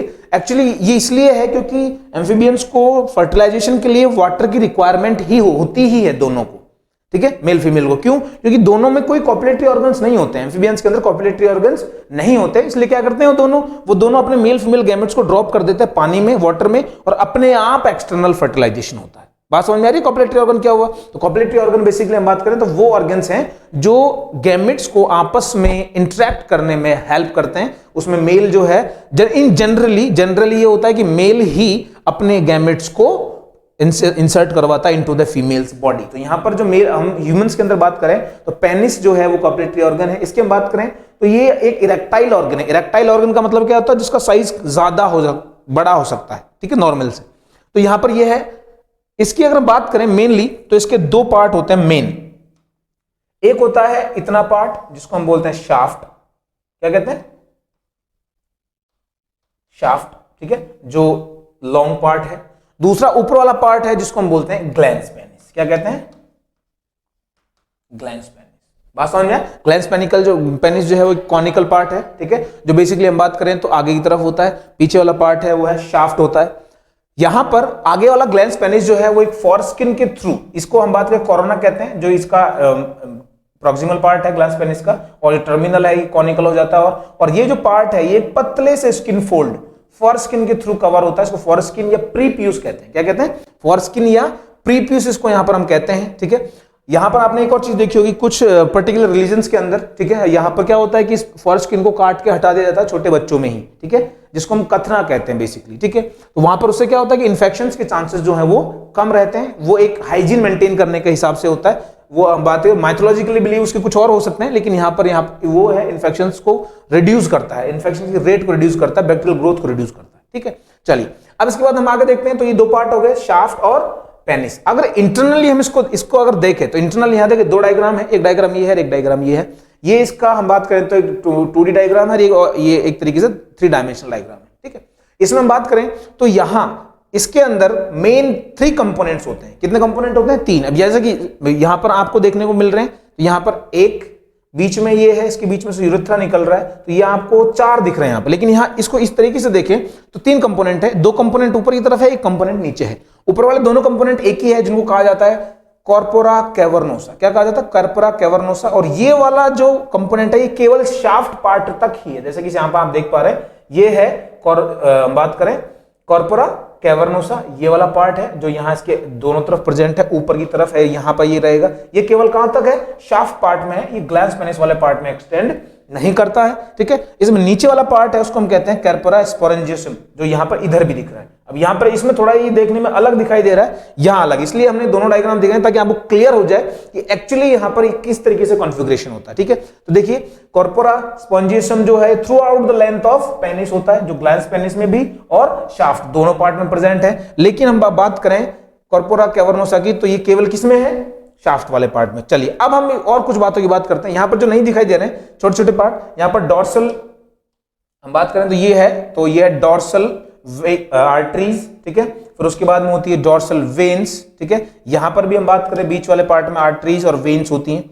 इस वाले जो कॉर्पोरा स्पोरेंजियसम है इसके अंदर वेन्स बीच में नहीं होती है, उसकी जगह क्या होता है, यूरिथ्रा पार्ट होता है। ये वाला पार्ट जो है वो क्या है, यूरिथ्रा है, जैसे कि यहाँ देख पा रहे हैं आप, कॉर्पोरा स्पोरेंजियम के बीच में से क्या जा रहा है, यूरिथ्रा जा रहा है। तो यहां देखेंगे दोनों डायग्राम्स को आप इजीली अगर कंपेयर करेंगे तो आपको ओवरऑल जो भी इसका डायमेंशनल व्यू है वो समझ में आएगा कि यहां कैसे है और यहां कैसे। दोबारा बता दूं, कंपोनेंट 3 ही है, यहां पर हमको 4 दिखाई दे रहे हैं लेकिन 4 नहीं है। वो 4 क्यों दिख रहे हैं हमको, क्योंकि बीच में से यूरिथ्रा जा रहा है तो ये डिवाइडेड दिख रहा है, क्योंकि ट्रांसफर सेक्शन है। जबकि ये 3D डायग्राम है, इसमें क्या दिख रहा है कि एक कॉर्पोरा स्पोरेंजियसम है और 2 कॉर्पोरा कैवर्नोसा है। बात समझ में आए। अब यहां पर सबसे बड़ी मुद्दे की बात आती है, वो क्या आती है कि एक इरेक्टाइल ऑर्गन, इसमें क्या होता है, जब भी मैटिंग का प्रोसेस होता है तो ऑर्गेज्म आता है। ऑर्गेज्म एक अलग फील होता है मैटिंग के प्रोसेस के अंदर, ठीक है, जो एक गुड फील होता है। उसमें क्या होता है कि इस एरिया का ब्लड सर्कुलेशन जो है वो इंक्रीज हो जाता है। और ये आप देख पा रहे हैं, इसमें छोटे छोटे चैम्बर्स दिखाई दे रहे हैं, इन छोटे छोटे चैम्बर्स के अंदर ब्लड भर जाता है, ब्लड फिल हो जाता है, जिससे शाफ्ट वाला पार्ट है, ठीक है, मेनली शाफ्ट वाला पार्ट जो हम बात करें, ठीक है, आगे वाला ओवरऑल पार्ट में इनलार्जमेंट होता है वैसे तो, ठीक है, लेकिन यहां पर हम बात करें तो मेनली शाफ्ट वाला पार्ट है। यहां पर सर्कुलेशन बढ़ने से ये चैम्बर्स फिल हो जाते हैं ब्लड से, और इसका साइज जो है वो इंक्रीज होता है लेंथ में भी, और हम बात करें तो इसकी ओवरऑल हम बात करें तो जो डायमेंशनल साइज है इसका वो इंक्रीज होता है, ठीक है। यहां पर जिससे इसका जो साइज है वो नॉर्मल वेजाइना के साइज तक का इतना हो जाता है कि वो इजीली वेजाइना में पेनिट्रेट कर सके और उसको सर्विक्स के बात करें तो सर्विकल पार्ट तक जो है स्पर्म्स को पहुंचा सके। बात समझ में, यहां ये होता है। अब उसके बाद में इसकी हम थोड़ा सा और डिस्कशन देखेंगे। इसके अंदर पेनिस जो है, इसमें अगर हम बात करें तो देखिए यहां पर डायग्राम के बाद में बॉडी ऑफ ये जो है ये longitudinal cylindrical mass of erectile tissue, यहां पे लिखा इरेक्टाइल टिश्यू। बात समझ में, इरेक्टाइल टिश्यू का मतलब क्या है, इरेक्टाइल टिश्यू का मतलब ये है कि ये जो चैम्बर्स थे यहाँ पर छोटे छोटे, यहाँ देख रहे हैं आप ये छोटे छोटे चैम्बर्स, इनमें ब्लड जब भर जाता है तो पेनिस का साइज इंक्रीज हो जाता है, ठीक है। तो क्या थे, 2 कंपोनेंट्स हैं ऊपर, एक पेयर क्या है, कॉर्पोरा कैवर्नोसा, और दूसरा है कॉर्पस स्पॉन्जियोसम। जो नीचे की तरफ है कॉर्पस स्पॉन्जियोसम के अंदर क्या है, यूरिथ्रा प्रेजेंट होता है, ठीक है, और ये पूरे through out the length of penis extend करता है। लेकिन जो ऊपर वाले कंपोनेंट हैं कौन कौन से, कॉर्पोरा कैवर्नोसा जो है वो through out the length of penis extend नहीं करते हैं, ठीक है, वो केवल शाफ्ट वाले पार्ट में होते हैं। चलिए उसके बाद में यहाँ आता है इरेक्शन फिनोमेना। इसमें क्या है, erection is of penis is purely vascular phenomena. Vascular phenomena का मतलब क्या हो, वेस्कुलर वर्ड हम किसके लिए बोलते हैं, ब्लड सप्लाई। मतलब जब ब्लड सप्लाई इंक्रीज होती है उस एरिया की तो क्या होता है, और तो ये होता है कि वो उन चैम्बर्स में जो है वो ब्लड भर जाता है और उसकी वजह से पेनिस का साइज इंक्रीज हो जाता है। It is completely controlled by autonomous nervous system. बात समझ में आ रही है। तो इसका मतलब ये है कि ये ऑटोनोमस नर्वस सिस्टम के थ्रू कंट्रोल्ड एक प्रोसेस है, ठीक है। और यहाँ पे due to the dilation penile arteries cause enlargement, ठीक है, और उससे पेनिस की हार्डनिंग हो जाती है। बात समझ में आई कि नहीं, ठीक है। तो यहाँ पर ये ओवरऑल जो है सिनेरियो है वो किसके बारे में, पेनिस स्ट्रक्चर के बारे में। एक बार दोबारा देख लेंगे। यहाँ पर पेनिस का इंटरनल स्ट्रक्चर हम यहाँ पे बात करें तो यहाँ पर जो ये पेनिस का इंटरनल स्ट्रक्चर है 2 कंपोनेंट है मेनली, ठीक है, कॉर्पोरा कैवर्नोसा और कॉर्पोरा स्पॉन्जियोसा। बात समझ में, एक जो है सिर्फ शाफ्ट में एक्सटेंड करेगा और एक जो है through out the length of penis से एक्सटेंड करेगा। ये हुआ मेल रिप्रोडक्टिव सिस्टम। बात समझ में। चलिए अब अगले लेक्चर में हम पढ़ेंगे। हेलो स्टूडेंट्स, तो हमने लास्ट लेक्चर में मेल रिप्रोडक्टिव सिस्टम के बारे में डिस्कशन किया था, ठीक है। आज हम बात करेंगे फीमेल रिप्रोडक्टिव सिस्टम के बारे में, ठीक है। इसमें मेल रिप्रोडक्टिव सिस्टम की तरह ही हम सबसे पहले जो है प्राइमरी सेक्स ऑर्गन्स के बारे में डिस्कशन करेंगे। उसके बाद हम देखेंगे कि कौन से दूसरे ऑर्गन्स हैं जो ऐसे ऑर्गन्स की फॉर्म में काम करते हैं या हम बात करें तो सपोर्ट करते हैं।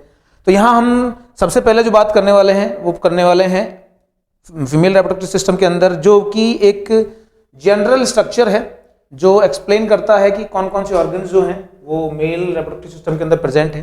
तो यहाँ एक आप डायग्राम देख रहे हैं, ठीक है। इस डायग्राम की अगर हम बात करें यहाँ पे तो इस एक डायग्राम में सारे के सारे जो स्ट्रक्चर्स हैं रिप्रोडक्टिव ऑर्गन्स हैं वो यहाँ प्रेजेंट हैं, ठीक है। इसमें हम सबसे पहले बात करें तो एक 1 पेयर ऑफ ओवरी है, ठीक है। उसके अलावा हम बात करें तो फेलोपियन ट्यूब है एक पेयर।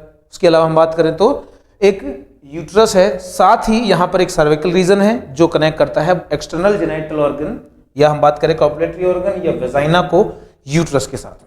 चलिए तो हम यहाँ पर सबसे पहले बात करें फीमेल रिप्रोडक्टिव सिस्टम के बारे में। तो ये सिस्टम जो है ये लोअर पेल्विक रीजन के अंदर प्रेजेंट एक रिप्रोडक्टिव सिस्टम है, ठीक है।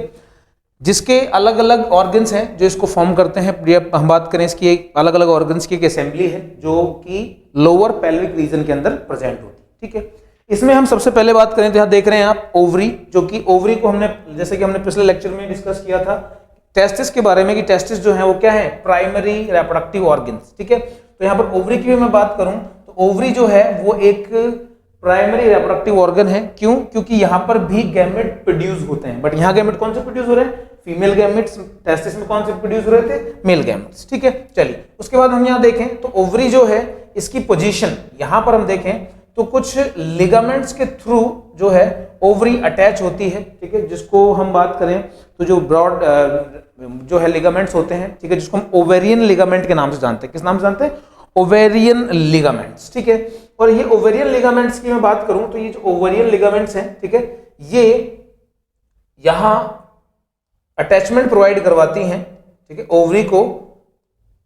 और उसके अलावा ओवरी के चारों तरफ हम बात करें तो पेरिटोनियल फोल्ड्स होते हैं, दो ड्यूअल पेरिटोनियल फोल्ड्स होते हैं जो ओवरी को होल्ड करने का काम करते हैं। ठीक है, तो ये ओवरऑल दो स्ट्रक्चर्स हैं जो कि यहाँ पर ओवरी को सपोर्ट प्रोवाइड करवाते हैं into the lower pelvic region. कौन सा, ओवेरियन लिगामेंट, और दूसरा कौन सा है, वो है पेरिटोनियल फोल्ड्स। और इस पेरिटोनियल फोल्ड को नाम दिया जाता है, वो दिया जाता है क्या, मीजोवेरियन। क्या कहते हैं इसको, मीजोवेरियन। ठीक है, चलिए अब इसके बाद में हम सबसे पहले जो डिस्कशन करेंगे ओवरीज के बारे में। ठीक है, कि जो ओवरी प्राइमरी रिप्रोडक्टिव ऑर्गन है तो ये किस तरीके से हम बात करें तो इंटरनल स्ट्रक्चर इसका क्या है, इसमें क्या होता है, कौन कौन से पार्ट्स हैं, उनकी हम यहाँ पे बात करेंगे। तो सबसे पहले हम जो है ओवरी के एक डायग्राम पे चलते हैं। ठीक है, और बेसिकली हम बात करें तो ये डायग्राम जो है उसकी हम बात करें तो वो डायग्राम कुछ इस तरीके का होगा। ठीक है, इस डायग्राम की हम बात करें यहाँ पर तो ये ट्रांसफर सेक्शन है ओवरी का। किसका, ओवरी का एक ट्रांसफर सेक्शन है जिसमें आप देखेंगे कि ओवरी के कौन कौन से पार्ट्स हैं।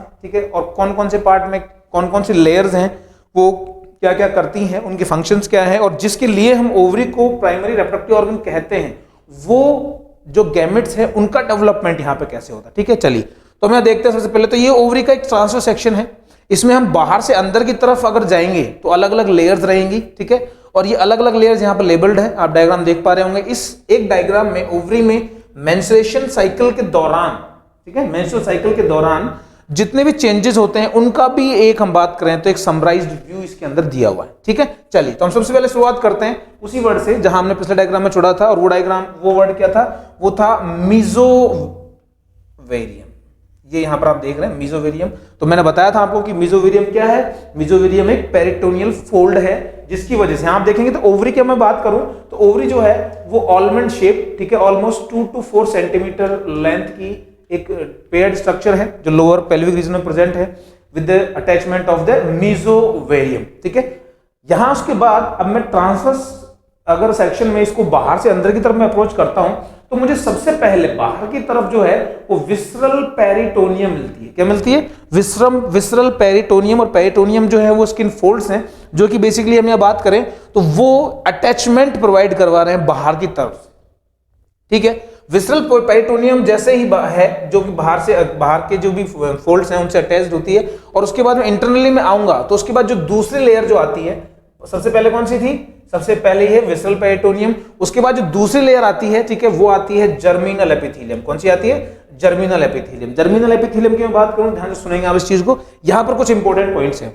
जर्मिनल एपिथेलियम वो एपिथेलियम है जिससे गैमेट का फॉर्मेशन होता है। क्या होता है, गैमेट फॉर्मेशन होता है। ये सेल्स ही हम बात करें तो डिवाइड और डिफरेंशिएट होकर, क्या दो वर्ड बोल रहा हूं मैं, वहां पे भी आपको अगर याद होगा तो जर्म सेल्स हमने सेमनीफेरस ट्यूब्यूल्स के अंदर देखी थी, उनमें भी क्या हो रहा था, cell division and differentiation. Division का मतलब क्या है कि माइटोसिस के थ्रू सेल्स अपना नंबर इंक्रीज कर रही हैं, लेकिन डिफरेंशिएशन क्या होता है कि सेल एक पर्टिकुलर टाइप के सेल में हम बात करें तो डिफरेंशिएट हो जाता है, कन्वर्ट हो जाता है। ठीक है, पर्टिकुलर टाइप में।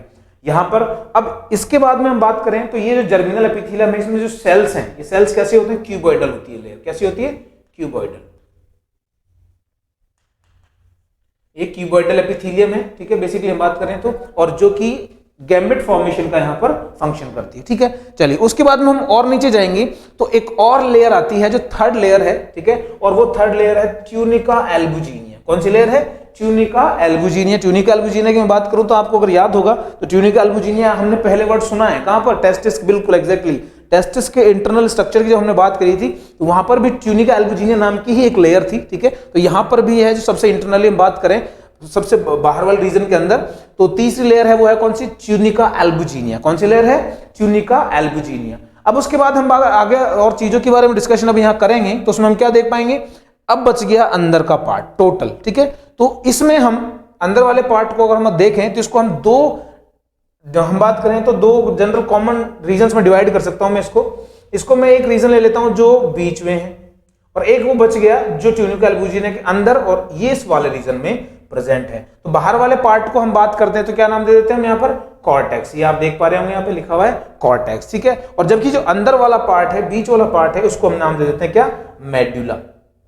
बात समझ में आ रही है। तो देखिए हमने पूरी ओवरी को 5 अलग अलग पार्ट्स में डिवाइड कर दिया है। कौन कौन से पार्ट्स हो गए, 5। सबसे पहले बात करें सबसे बाहर कौन सी है, विसरल पेरिटोनियम। उसके बाद में आऊंगा तो कहां आऊंगा, एक क्यूबोइडल एपिथेलियम है जिसको हम क्या नाम देंगे, जर्मिनल एपिथेलियम। उसके बाद हम बात करेंगे तीसरी लेयर आ जाएगी कौन सी, ट्यूनिका एल्बुजिनिया। उसके बाद में मैं अंदर आऊंगा तो यहां पर हम बात करें तो आ जाएगा कौन सा, कॉर्टिकल रीजन। अब कॉर्टिकल रीजन कॉर्टेक्स की मैं बात करूं तो कॉर्टेक्स जो है, ठीक है, मैं यहां लिख देता हूं, ये है 4th रीजन जो है, 1 2 3 और 4th कौन सा आया था, कॉर्टेक्स। कौन सा है, कॉर्टेक्स की मैं बात करूं तो it's more dense then the medulla. ये ज्यादा डेंस होता है और मेडुला जो है वो उतना डेंस नहीं होता है। हम बात करते हैं लेस डेंस होता है, ठीक है।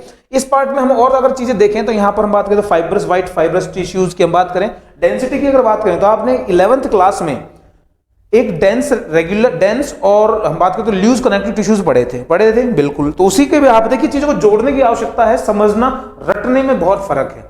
चीजों को आप अगर जोड़ते चलेंगे तो कॉन्सेप्ट बनने लगे। जैसे कि मैंने इसको नाम दिया डेंस, तो अगर मान लो कि मुझे वो चीज याद है जो मैंने 11वीं में पढ़ी थी, तो वहां हमने क्या पढ़ा था कि डेंस टिश्यूज के अंदर जो नंबर ऑफ प्रोटीन फाइबर्स है वो ज्यादा होता है और वहां अलग अलग टाइप के प्रोटीन फाइबर्स प्रेजेंट होते हैं। एग्जैक्टली सारा सिनेरियो ये कि यही है यहाँ पे भी कि अगर ये जो 5th पार्ट है कौन सा है वो, मेडुला।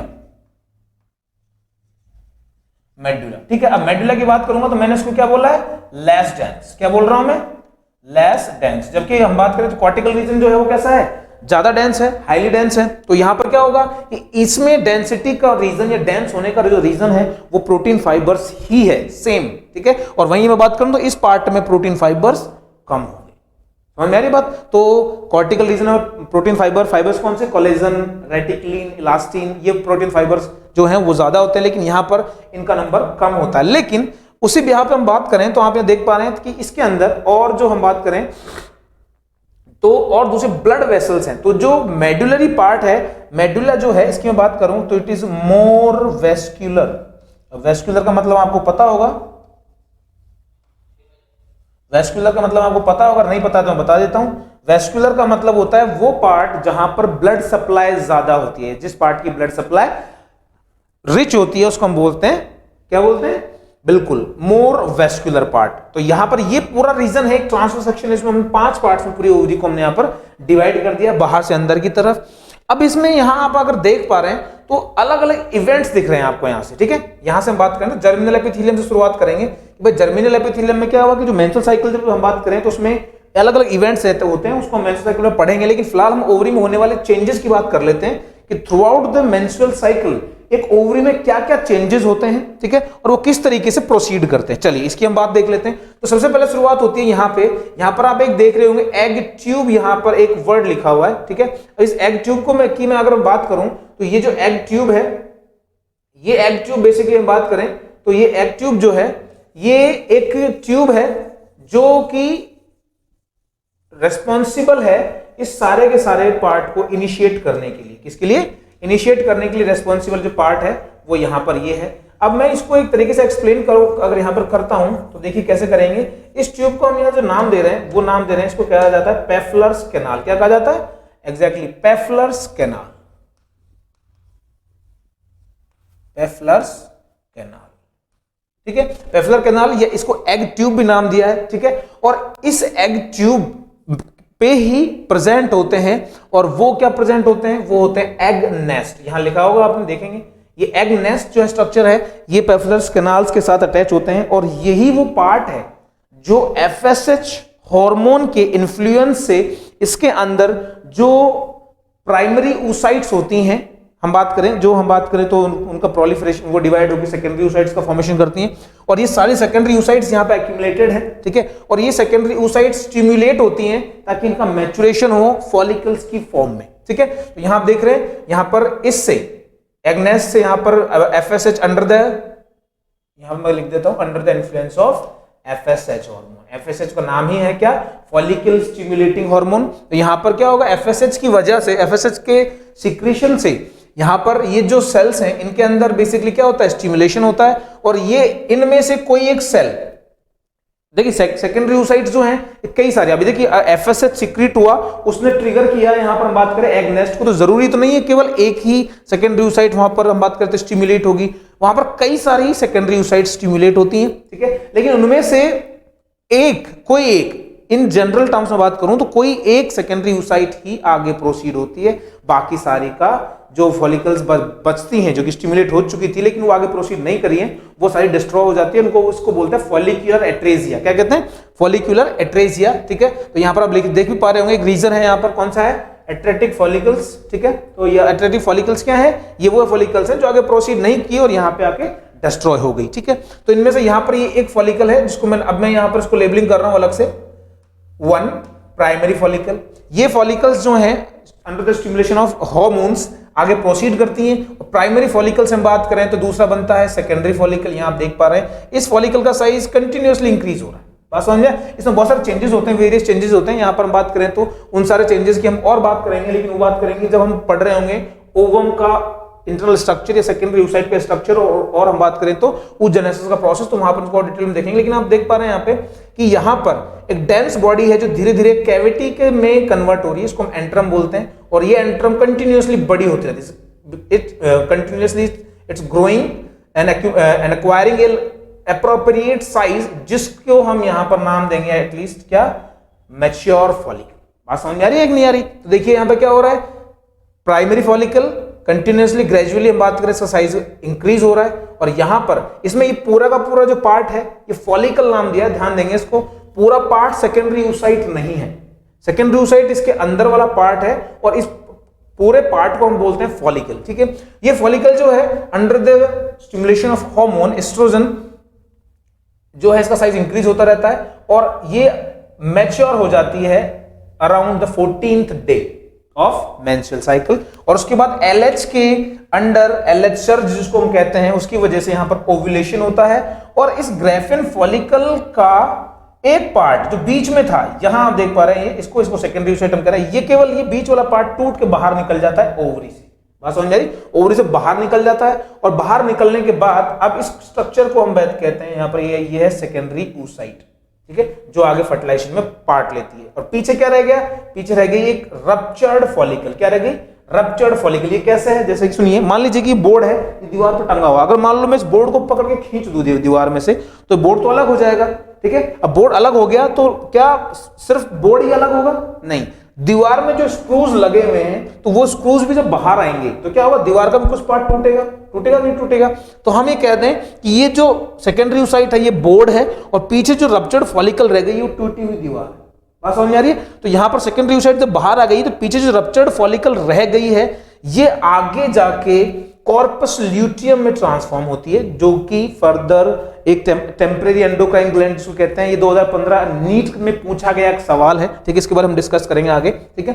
तो यहां पर ये जो पीछे रप्चर्ड पार्ट रह जाता है, जो कि यहां पर इस तरीके से आप देख पा रहे हैं, ये एक रप्चर्ड पार्ट है जो आके जाके हम बात करें तो ग्राफिन फॉलिकल में कन्वर्ट हो जाता है और इससे किससे, रप्चर्ड फॉलिकल से एक मैच्योर ग्राफिन फॉलिकल बनने, कॉर्पस ल्यूटियम बनने के बीच एक और फर्दर स्टेज आती है जो यहां पर डिस्क्राइब नहीं है, मैं बता दूं उसको कहते हैं कॉर्पस हिमोरेजिकम। क्या कहते हैं, कॉर्पस हिमोरेजिकम। अब देखिए नाम को समझें, क्या कॉर्पस वर्ड कॉमनली यहां पे यूज हो रहा है। हिमोरेज का मतलब क्या, तो ब्लीडिंग। तो हिमोरेजिकम कैसे आया नाम, कि पीछे जब रप्चर्ड फॉलिकल टूट गई थी तो वहां पर ऑब्वियसली ब्लीडिंग होगी, क्योंकि कोई भी सेल्स वहां से ब्रेक होंगी तो वहां पर ब्लीडिंग होना जरूरी है। और ब्लीडिंग के बाद में क्या होता है, क्लॉट बनता है उस जगह पर। तो ये जो रप्चर्ड फॉलिकल है उस क्लॉट के थ्रू क्या हो जाती है, वो ब्लॉक हो जाती है, ठीक है, वहां पर एक प्लग बन जाता है ताकि ब्लीडिंग कंटिन्यूअस ना हो और वो ही क्लॉट वाला रप्चर्ड फॉलिकल आगे जाके कन्वर्ट हो जाता है किसके अंदर, कुछ चेंजेस होते हैं और एक येलो स्ट्रक्चर में कन्वर्ट हो जाता है, इसको हम कहते हैं कॉर्पस ल्यूटियम, जिसके अलग अलग पार्ट्स हैं, उनकी बात हम अभी करेंगे, ठीक है। तो यहां पर रप्चर्ड फॉलिकल से क्या बनेगी, कॉर्पस हेमोरेजिकम, और उसके बाद क्या बन रही है, कॉर्पस ल्यूटियम, ठीक है।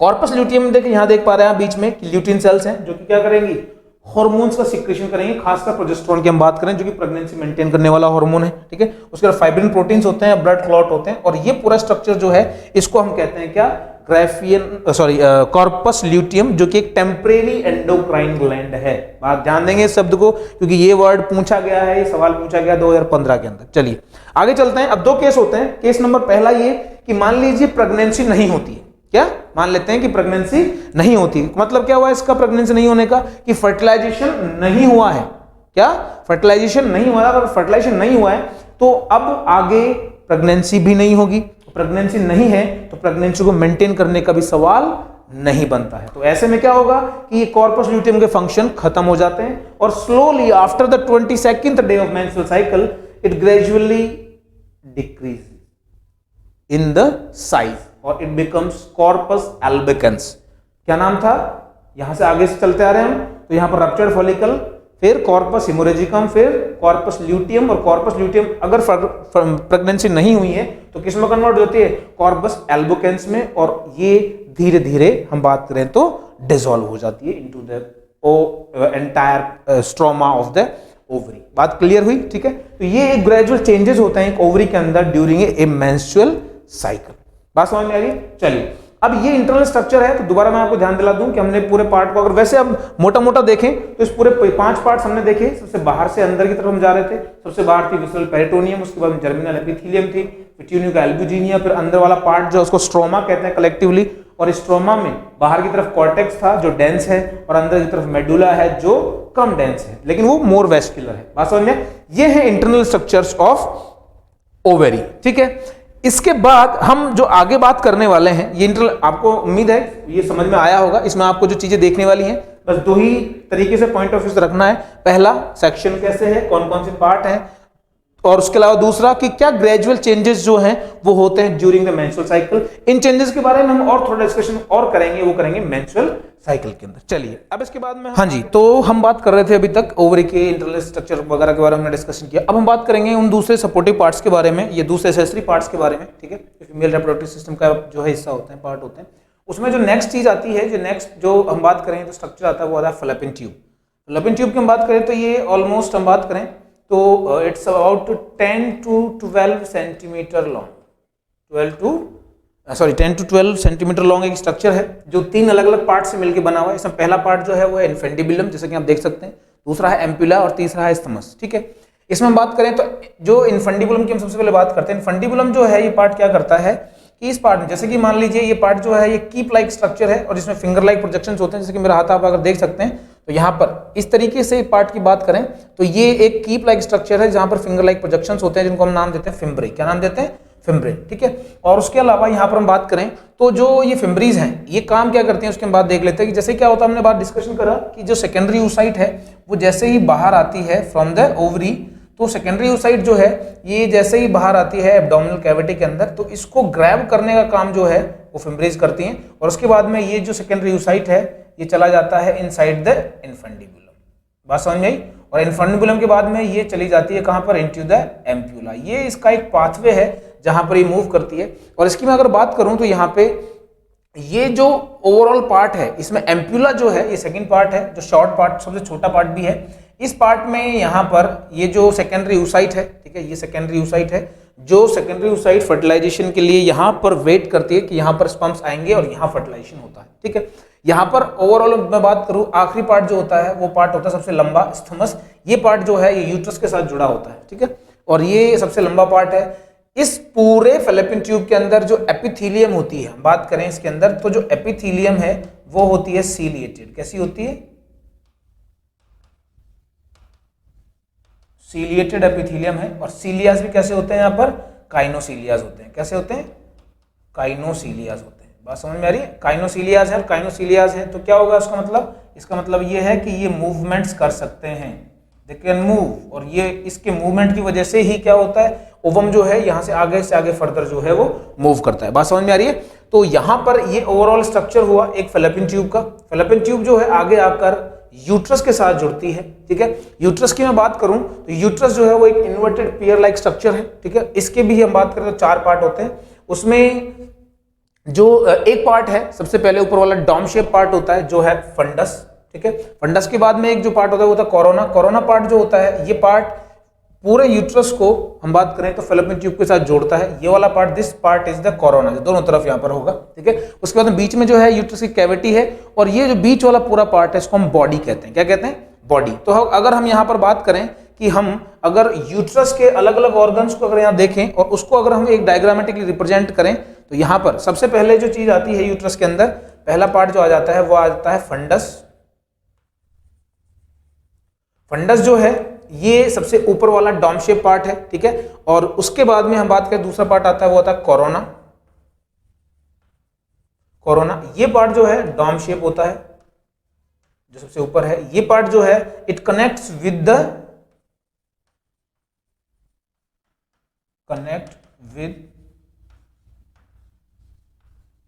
फैलोपियन ट्यूब, ठीक है। तो फैलोपियन ट्यूब के साथ में ये पार्ट कनेक्ट होता है, ठीक है।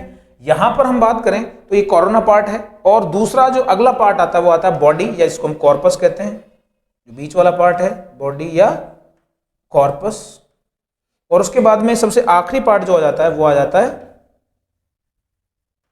सर्विक्स। बात समझ में आ रही है? ये 3 पार्ट है यहाँ पर जो हम बात करें ओवरऑल पूरे के पूरे यूट्रस को हम जो 4 पार्ट में डिवाइड करते हैं। फंडस सबसे ऊपर वाला डॉम शेप पार्ट है, ठीक है। कोरोना जो है वो हम बात करें तो बीच जो connects with the fallopian tube के साथ जुड़ता है। बॉडी वाला पार्ट जो होता है वो कॉर्पस होता है और सर्विक्स जो है वो सबसे नीचे वाला पार्ट है। अगर हम इसको डायग्राम इन चारों पार्ट्स को हम यहाँ पर डायग्राम के अंदर देखें तो ये पहला था, first, second, third and the fourth part, ठीक है। अब यहाँ पर मैं इसको डायग्राम में दोबारा आपको एक बार दिखा दूं तो देखें कौन कौन से पार्ट थे। ये ऊपर वाला fundus, then the corona part, then the body और उसके बाद में आता है सर्विक्स वाला पार्ट। सर्विक्स वाले पार्ट की मैं अगर बात करूं तो इसके अंदर बेसिकली यहाँ पर 2 ओपनिंग्स हैं। एक ओपनिंग्स होती है जो टूवर्ड्स क्या होती है, यूट्रस होती है, और दूसरी ओपनिंग जो होती है वो कहाँ होती है, टूवर्ड्स द वेजाइना होती है। तो इसको जो टूवर्ड्स हम बात करें कहाँ होती है, यूट्रस होती है, उसको बोलते हैं इंटरनल, कौन सी होती है, इंटरनल ऑरिफिस, ठीक है। और जो दूसरी होती है जो टूवर्ड्स वेजाइना होती है वो होती है एक्सटर्नल ऑरिफिस। बात समझ में आ रही है? ये दोनों ओपनिंग्स हैं जो ऊपर नीचे हैं और यहाँ पर बीच में जो है ये सर्वेक्स है, ये सर्वाइकल कैनाल है जो यूट्रस और वेजाइना को जोड़ने का यहाँ काम करती है। अब इसमें जो सबसे इंपॉर्टेंट चीज जो आती है, ठीक है, उस अगला पार्ट जो आता है वो आता है next, layers of the uterus, ठीक है। यूट्रस की मैं बात करूंगा तो जो ये पार्ट है जिसकी हम बात कर रहे हैं वो कौन सा है, लेयर्स, ठीक है। जो हम बात करें लेयर्स जो होती हैं, लेयर्स ऑफ यूट्रस। तो इन लेयर्स ऑफ यूट्रस की मैं बात करूं तो लेयर्स ऑफ यूट्रस जो हैं ये 3 लेयर्स हैं। सबसे पहले मैं अगर बात करूं तो सबसे पहली लेयर होती है सबसे बाहर की तरफ होती है पेरीमेट्रियम।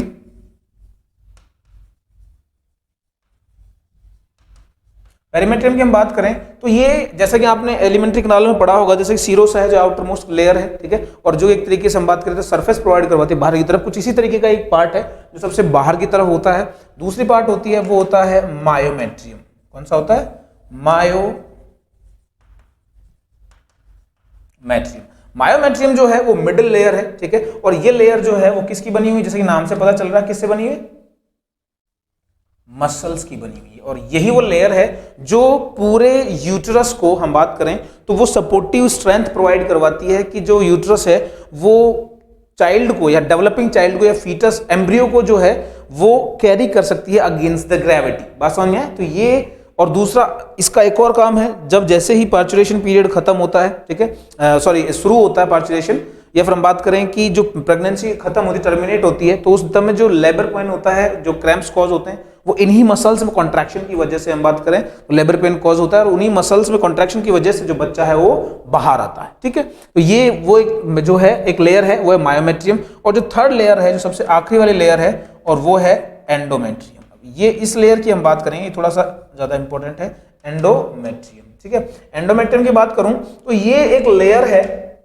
जो, अगर मैं यूट्रस की बात करूं तो यूट्रस का मान लो एक रोड डायग्राम में आप बना लें, तो ये फंडस था, ठीक है।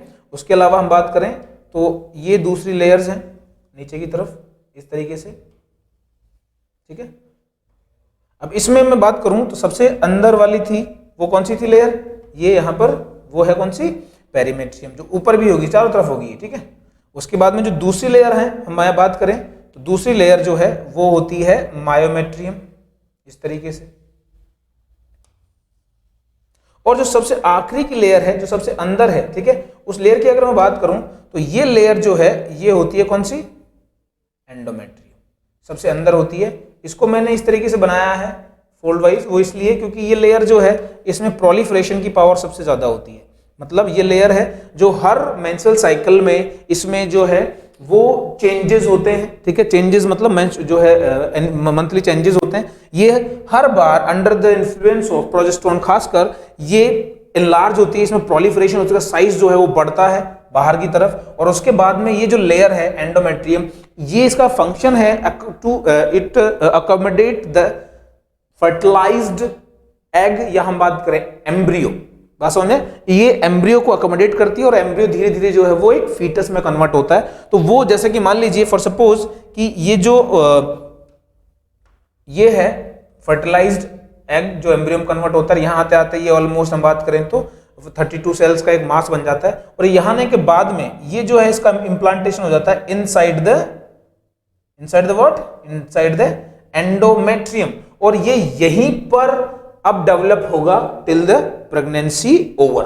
बात समझ में आए? तो यही वो लेयर है जो अकोमोडेट करती है डेवलपिंग चाइल्ड को इनसाइड द यूट्रस, ठीक है। ये यहां पर आपने डायग्राम में देखें तो जरूरी नहीं है कि यहां पर ही इसका इम्प्लांटेशन हो, it might be possible here, और अगर इधर से भी आ रहा है तो it might be possible here. ये कुछ जगहें हैं जहां पर ये इनकी जो है लोकेशन हो सकती है, ठीक है, अलग अलग जगहों पर, और यहीं पर अब चाइल्ड का डेवलपमेंट होता है किसमें, इनटू द एंडोमेट्रियम। बात समझ में, ठीक है। हाँ, अगर प्रेगनेंसी नहीं हुई है तो क्या होगा, प्रेगनेंसी अगर नहीं हुई है तो ये सारे केसेस नहीं होंगे। कौन से वाले कि जो हम बात करें एम्ब्रियो नहीं बनेगा, सिर्फ क्या होगा, एक अनफर्टिलाइज्ड एग होगा, और उस केस में ये अनफर्टिलाइज्ड एग सीधा बाहर निकल जाएगा विद द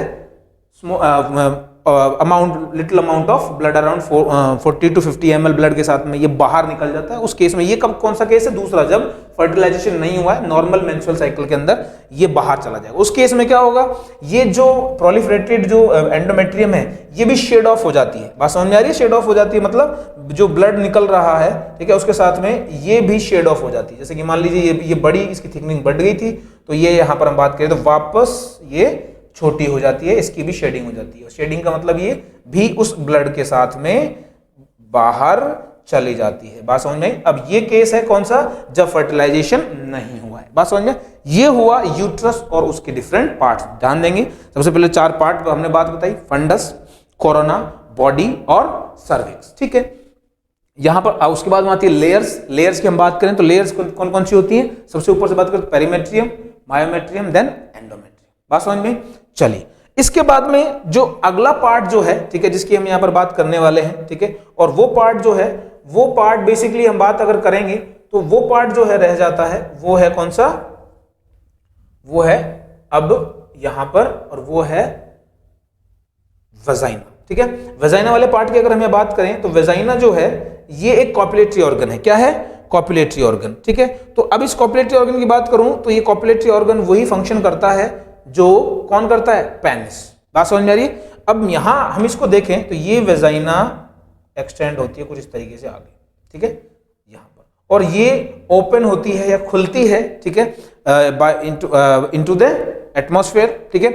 यहां पर इस पार्ट में स्टार्टिंग में जो है एक थिन लेयर होती है और जिसको कहा जाता है हाइमेन। क्या कहा जाता है? हाइमेन, ठीक है। इसकी लेंथ की हम बात करें तो ये होती है ऑल अराउंड, हम बात करें तो 10 सेंटीमीटर्स तक की इसकी लेंथ होती है अबाउट, ठीक है। और ये अकोमोडेट करती है किसको, पेनिस को, और उसके बाद में यहाँ एजैकुलेशन होता है।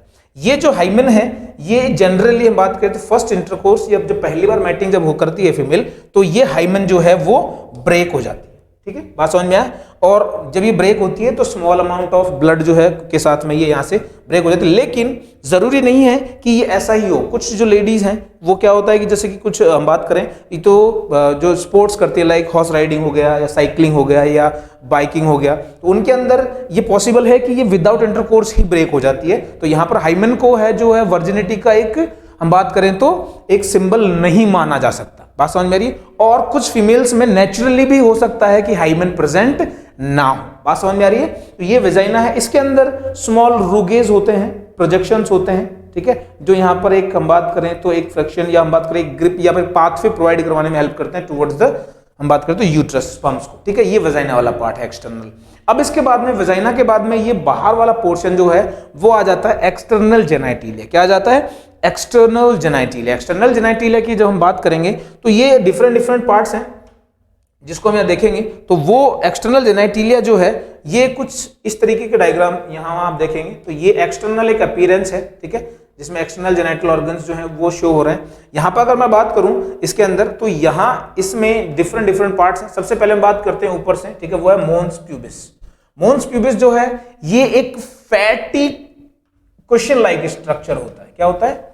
फैटी क्वेश्चन लाइक स्ट्रक्चर होता है विद हेयर्स, विद हेयर्स। और ये जो हेयर्स हैं, ठीक है, ये नॉर्मल हेयर्स नहीं है, इनको प्यूबिक हेयर्स कहा जाता है, ठीक है। ये बाकी पूरी बॉडी के जो हेयर्स हैं उनसे थोड़े डिफरेंट हैं बिकॉज ये भी एक तरीके से सेकेंडरी सेक्सुअल कैरेक्टर्स के अंदर इन्वॉल्व होते हैं। क्यों? क्योंकि इनका जो अपीयरेंस है वो बर्थ के साथ नहीं होता है, प्यूबर्टी ऑनसेट के बाद में इन हेयर्स का डेवलपमेंट स्टार्ट होता है। जैसे कि मेल के अंदर हम बात करें तो जो मुस्टैचेस और बियर्ड्स हैं उन्हीं की तरह ये भी जो है प्यूबिक हेयर्स है, ये नॉर्मली बर्थ के साथ प्रेजेंट नहीं होते हैं, ठीक है। उसके बाद में दूसरा पार्ट आता है, वो आता है प्रीप्यूस ऑफ क्लाइटोरिस। क्लाइटोरिस की बात करेंगे पहले, उसके बाद में यहां पर क्लाइटोरिस जो है, क्लाइटोरिस एक स्मॉल हम बात करें इरेक्टाइल ऑर्गन है। कैसा है? इरेक्टाइल, इरेक्टाइल ऑर्गन है। अब इरेक्टाइल है तो हम यहां कह सकते हैं कि इरेक्टाइल तो मेल के अंदर पेनिस भी था, तो एग्जैक्टली ये भी पेनिस का एक होमोलोगस ऑर्गन है। क्या है? पेनिस का एक होमोलोगस ऑर्गन है। जैसे पेनिस में आपने देखा था ग्लैंस पेनिस के ऊपर एक प्रीप्यूस या एक फॉरस्किन थी, वैसे ही क्लाइटोरिस के ऊपर भी एक प्रीप्यूस या फॉरस्किन प्रेजेंट होती है। बात समझा? उसके बाद में यहां पर हम बात करें तो इस पूरे के पूरे स्ट्रक्चर को दो पार्ट्स जो हैं वो कवर करे होते हैं, ठीक है।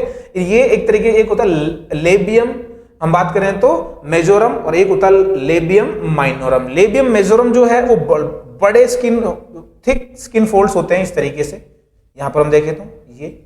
और जो हम बात करें लेबियम माइनोरम है वो यहां पर पतले थिन हम बात करें तो पिंकिश कलर के ये जो हैं ये दो स्किन फोल्ड्स होते हैं इस तरीके से।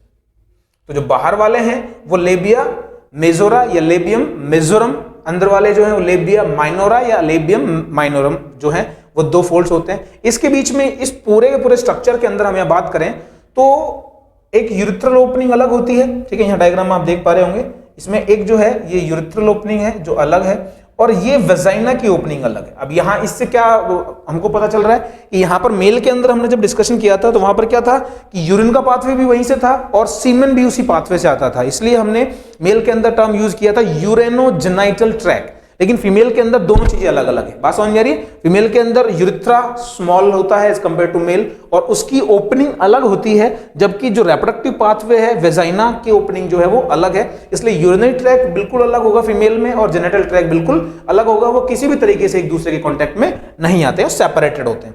वहीं जो वेजाइना है इसके ओपनिंग के पास में यहां पर दो ग्लैंड्स होती है, दो टाइप की ग्लैंड्स हैं, उनमें से एक ग्लैंड जो है वो यहां पर हम आप स्मॉल ओपनिंग्स उसकी यहां देखिए जो बार्थलिन ग्लैंड है। उसके अलावा हम बताऊं वेस्टिबुलर ग्लैंड्स भी होती हैं जो इस रीजन में प्रेजेंट है। बात समझ में आए? तो दो टाइप की ग्लैंड्स होती हैं, एक टाइप की ग्लैंड्स होगी कौन सी? बार्थलिन ग्लैंड्स, और दूसरी जो ग्लैंड है वो क्या होती है? Vestibular gland, vestibular gland. और ये दोनों ही ग्लैंड्स क्या करती हैं? ये दोनों ग्लैंड्स जो है अपने सीक्रेशंस जो है सीक्रेट करती हैं। जो म्यूकस, ये ग्लैंड्स जो है म्यूकस सीक्रेट करती हैं, और उनका सीक्रेशन जो होता है स्लाइम स्टिकी होता है, जो ल्यूब्रिकेशन का काम करता है, ड्यूरिंग द मैटिंग ल्यूब्रिकेट करने का काम करता है, ठीक है, between the vagina and the penis, ठीक है। उसके बाद में हम बात करें तो ये एक मेन पार्ट है। उसके बाद पीछे वाला पार्ट जो है वो आ जाता है एनस है। उसके बीच में जो हम बात करें तो पेरिनियम जो है, कुछ हम बात करें तो यहाँ पर स्ट्रक्चर्स प्रेजेंट होते हैं। ये एक्सटर्नल जेनाइटल ऑर्गन्स हैं फीमेल के अंदर जो कि अलग अलग तरीके के पार्ट से बने हैं। इसमें से कुछ पार्ट जो हैं वो मेल में होमोलोगस होते हैं, जैसे कि हमने क्लाइटोरिस की बात बात करी जो पेनिस से होमोलॉगस है, ठीक है, बात समझ में? तो ध्यान देंगे मॉन्स प्यूबिस फैटी है, मतलब फैटी स्किन है ये, और थिक स्किन है, क्वेश्चन का काम करती है विद द हेयर्स। उसके बाद में क्लाइटोरिस है जो रेक्टाइल ऑर्गन है। उसके बाद में दो यहाँ पर हम बात करें तो लेबियम जो है मेजोरा और लेबियम माइनोरा, बाहर वाला मेजोरा अंदर वाला माइनोरा। फिर दो ऑरिफिस है, एक है यूरेथ्रल ओपनिंग और एक है वेजाइनल ओपनिंग। उसके बाद में वेजाइनल ओपनिंग के आसपास में दो टाइप की ग्लैंड्स होती हैं, एक होती है बार्थेलिन ग्लैंड, एक होती है वेस्टिबुलर ग्लैंड। वेस्टिबुलर ग्लैंड जो म्यूकस सीक्रेट करती हैं, बार्थेलिन ग्लैंड जो है वो क्या करती हैं, क्या करती हैं, यस एग्जैक्टली, ये जो है म्यूकस सीक्रेट करती है, जो लुब्रिकेट करने का काम करती है। यहाँ पर आप देख पा रहे हैं हल्का सा कि यहाँ पर हाइमेन भी यहाँ पर इसमें रिप्रेजेंट किया हुआ है जो रप्चर्ड है। रप्चर्ड है तो इसका मतलब मान लीजिए डायग्राम आपको दिखाया गया और इसमें दिखाया गया कि रप्चर्ड जो है, तो यहाँ पर इससे दो चीजें पता चलती हैं कि हेयर्स हैं यहाँ पे, तो मतलब ये जो स्ट्रक्चर है वो एक ऐसी फीमेल के एक्सटर्नल जेनिटल ऑर्गन्स का है जो प्यूबर्टी में से प्यूबर्टी को क्रॉस कर चुके हैं, जिसमें प्यूबर्टी इनिशिएट हो चुके हैं। क्यों यहाँ पे हेयर्स हैं? हेयर्स किसकी वजह से होते हैं, जो किसकी वजह से होते हैं, हार्मोन्स की वजह से, ठीक है, सेक्सुअल हार्मोन्स की वजह से। और दूसरा ये कि यहाँ पर रप्चर्ड हाइमेन लिखा हुआ है, इसका मतलब ये है कि ये फीमेल जो है वो इंटरकोर्स के में इन्वॉल्व हो चुकी है, ठीक है। चलिए, तो ये कुछ बातें थी जो इस डायग्राम से रिलेटेड है। उसके बाद अगला जो स्ट्रक्चर हम देखने वाले हैं, ठीक है, वो स्ट्रक्चर जो है वो है मेमोरी ग्लैंड्स के बारे में, या फिर हम बात करेंगे तो ये आएगा मेमोरी ग्लैंड्स जो है फीमेल के अंदर जो है, उनकी हम बात यहाँ करेंगे। ये जो है, ये जो हम बात करें तो एसेसरी जो है ग्लैंड्स हैं, इन ग्लैंड्स का जो एक मेन फंक्शन वो है, ये जो है वो ये है कि ये ग्लैंड्स जो हैं वो न्यूनेट को, या जो डेवलपिंग चाइल्ड है जो कि पहले यूट्रस के अंदर डेवलप हो रहा था और जैसे ही वो बाहर आता है आफ्टर द बर्थ, मतलब पार्चुरेशन जब उसका होता है, तो उसको फीड करने का काम ही करती है। और ये मैमल्स का एक यूनिक फीचर है that they can feed their childs, ठीक है। चलिए, आफ्टर द बर्थ इसका स्ट्रक्चर की हम बात करें तो पहली बात तो ये कि ह्यूमंस के अंदर ये जो है एक पेयर जो है प्रेजेंट होती है, वन पेयर मेमोरी ग्लैंड्स होती हैं, ठीक है। ह्यूमन में भी हम बात करें तो सिर्फ फीमेल्स के अंदर जो है ये फंक्शनल है, मेंस के अंदर रूडिमेंट्री होती है, मतलब ये प्रेजेंट है, लेकिन हम बात करें तो इनका ज्यादा डेवलपमेंट, मतलब डेवलपमेंट होता नहीं है, ये नॉन फंक्शनल है, ठीक है। लेकिन फीमेल्स में भी इसकी अगर बात की जाए तो इनकी फंक्शनलिटी, इनकी ग्रोथ, इनका डेवलपमेंट जो है वो शुरू होता है with the onset of puberty, ठीक है, under the influence of female sex hormones like estrogen and progesterone. बात समझ में? उन हार्मोन्स की वजह से उसका डेवलपमेंट स्टार्ट होता है और यहाँ पर ये फुली डेवलप जो है वो होती है after the birth of child, ठीक है, under the stimulation of certain hormones, ठीक है। उसी के बाद ये फंक्शनल होती है। नॉर्मली ये फंक्शनल नहीं होती, आफ्टर द बर्थ ये फंक्शनल होते हैं। क्यों? क्योंकि यहाँ पर हम बात करें चाइल्ड को फीड करने का काम जो है इनका है, तो यहाँ पर जैसे ही चाइल्ड की बर्थ होगी उसी के बाद ये फंक्शनल होगी। इसके स्ट्रक्चर की हम बात करें तो यहाँ पर आप डायग्राम देख रहे हैं, तो हम यहाँ पर अगर मैं देखूं तो जो पर्सन है, मतलब जो फीमेल है, उसका बॉडी पोस्चर कुछ इस तरीके से होगा, ऐसे, ठीक है। तो यहाँ पर हम बात करेंगे तो आप देख पा रहे हैं यहाँ पर ये एक रिब केज दिखेगा आपको, रिब्स दिखी हुई, ये रिब्स हैं, ठीक है। और रिब्स के बीच में जो मसल्स होती हैं कौन सी होती है? Intercostal muscles. बात समझ मेरी? एक्सटर्नल और इंटरनल इंटरकॉस्टल मसल्स हैं जो ये रिब केज फॉर्म कर रहे थे। यहाँ पर ये जो है ये एक रिब केज है, इस तरह की इतना पार्ट जिसमें दो स्ट्रक्चर्स हैं, एक क्या है रिब्स और दूसरा है इंटरकॉस्टल मसल्स। इन मसल्स के ऊपर यहां पर हम बात करें तो एक अलग से मसल प्रेजेंट होती है और जिसको कहते हैं पेक्टोरलिस मेजर मसल। और ये मसल जो है ये मेमोरी ग्लैंड्स को सपोर्ट प्रोवाइड करने का काम करती है। बात समझ में? हम इस डायग्राम को हम एकदम बेसिकली देखेंगे, रटना नहीं है, थ्रू आउट द फिगर जाएंगे, ठीक है, ताकि उससे हमको चीजें क्लियर हो पाए। रिबकेज, बात समझ में? इसके अंदर और जाएंगे तो हम यहाँ लंग्स देखेंगे, यहाँ पे लंग्स होंगे, ठीक है, और आगे की तरफ जाएंगे तो ये रिबकेज हुआ। फिर यहाँ पर हम बात करें तो पेक्टोरलिस मसल है और ये मसल जो क्या है सपोर्ट का काम करती है। क्या करती है? सपोर्ट प्रोवाइड करवाती है किसको? मेमोरी ग्लैंड्स को, ब्रेस्ट को, ठीक है। इसकी हम बात करें तो ये एक फर स्किन है, मेमोरी स्किन है यहाँ पर इस तरीके से इतना पार्ट, ठीक है। यहां पर इसके बीच में बात करें तो ये जो क्लाउड लाइक स्ट्रक्चर देख रहे हैं आप रेड कलर से, ठीक है, ये स्ट्रक्चर जो है ये है फैट। क्या है? फैट। इस तरीके से इतना पार्ट जो है ये फैट है। इनका मिल्क फॉर्मेशन में, डेवलपमेंट में कोई रोल नहीं होता है, ठीक है। मिल्क फॉर्मेशन जो है ये आप देख रहे हैं तो ग्रेप्स क्लस्टर लाइक यहां पर जो है हम बात करें तो ऑलमोस्ट 19 to 20 लोब्स होते हैं। इन लोब्स के अंदर होती है मेमोरी एल्वियोलाइज। यहां इस तरीके से देखेंगे, ये एल्वियोलाइज जो है ये एक अंगूर के गुच्छे की तरह, या हम बात करें ग्रेप्स के क्लस्टर की तरह यहाँ पर प्रेजेंट होती हैं। और ये लोब्स यहाँ पर जो मेमोरी एल्वियोलाइज है ये अलग अलग लोब्स में होती हैं और ये सारी आपस में एक साथ ड्रेन आउट होती हैं। तो सबसे पहले जैसे ही इन लोब्स में से आगे आएंगे हम तो क्या देखेंगे, मेमोरी डक्ट। क्या देखेंगे, मेमोरी डक्ट देखेंगे। यहां पर ये मेमोरी डक्ट्स हैं, ठीक है। तो ये यहां पर मेमोरी डक्ट्स ये यहां आई, और मेमोरी डक्ट्स जो हैं ये मिलकर मेमोरी एक एम्प्यूला का फॉर्मेशन करती हैं। अलग अलग लोब से आने वाली जो हैं एक स्वेलन पार्ट एम्प्यूला का फॉर्मेशन करती हैं इस तरीके से। और आगे जाके एम्प्यूला जो है वो नैरो लैक्टिफेरस डक्ट्स में जाके आपस में फ्यूज हो जाता है। और यहां पर ये इतना जो पार्ट है, ये पार्ट है, इसको बोलेंगे हम निप्पल। निप्पल के आसपास वाला पार्ट जो है पिगमेंटेड होता है। कैसा होता है, पिगमेंटेड होता है, ठीक है। और इसको हम बोलते हैं एरियोला। क्या कहते हैं, एरियोला। यहाँ एरियोलर ग्लैंड्स प्रेजेंट होती है इसलिए इसका नाम एरियोला दिया गया है, ठीक है। तो ये इतना पार्ट है जहां पर मेमोरी ग्लैंड्स के अंदर यहां से मिल्क इजेक्शन होता है, और यहां हम बात करें इन एल्वियोलाइज के अंदर इस पार्ट में यहां पर मिल्क फॉर्मेशन होता है। ध्यान देंगे इस बात को, मिल्क फॉर्मेशन यहां होगा, ठीक है। और मिल्क इजेक्शन जो है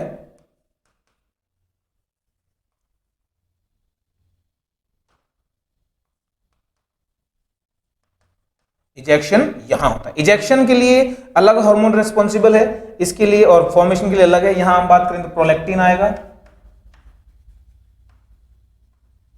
प्रोलैक्टिन हार्मोन जो है जो ओनली प्यूबर्टी प्रेगनेंसी के टाइम पे ही डेवलप होता है, ठीक है। इसलिए इसका मिल्क फॉर्मेशन प्रोलैक्टिन करवाएगा। और इजेक्शन के लिए होगा ऑक्सीटोसिन। ऑक्सीटोसिन जो है वो मिल्क इजेक्शन करवाएगा, जबकि जो मिल्क फॉर्मेशन का काम है वो कौन करवा रहा है, प्रोलैक्टिन। बात समझ गई। तो ये है मेमोरी ग्लैंड्स, ठीक है, जो आफ्टर द बर्थ चाइल्ड को फीड करने का काम करती है। बात समझ गई। तो ये हुआ फीमेल रिप्रोडक्टिव सिस्टम, ठीक है, जो कि हम बात करें तो अलग अलग स्ट्रक्चर्स के थ्रू हमने देखा। इसके बाद में अगले लेक्चर में जो हम डिस्कस करेंगे वो डिस्कस करेंगे hormonal regulation and puberty onset into the female and the mail.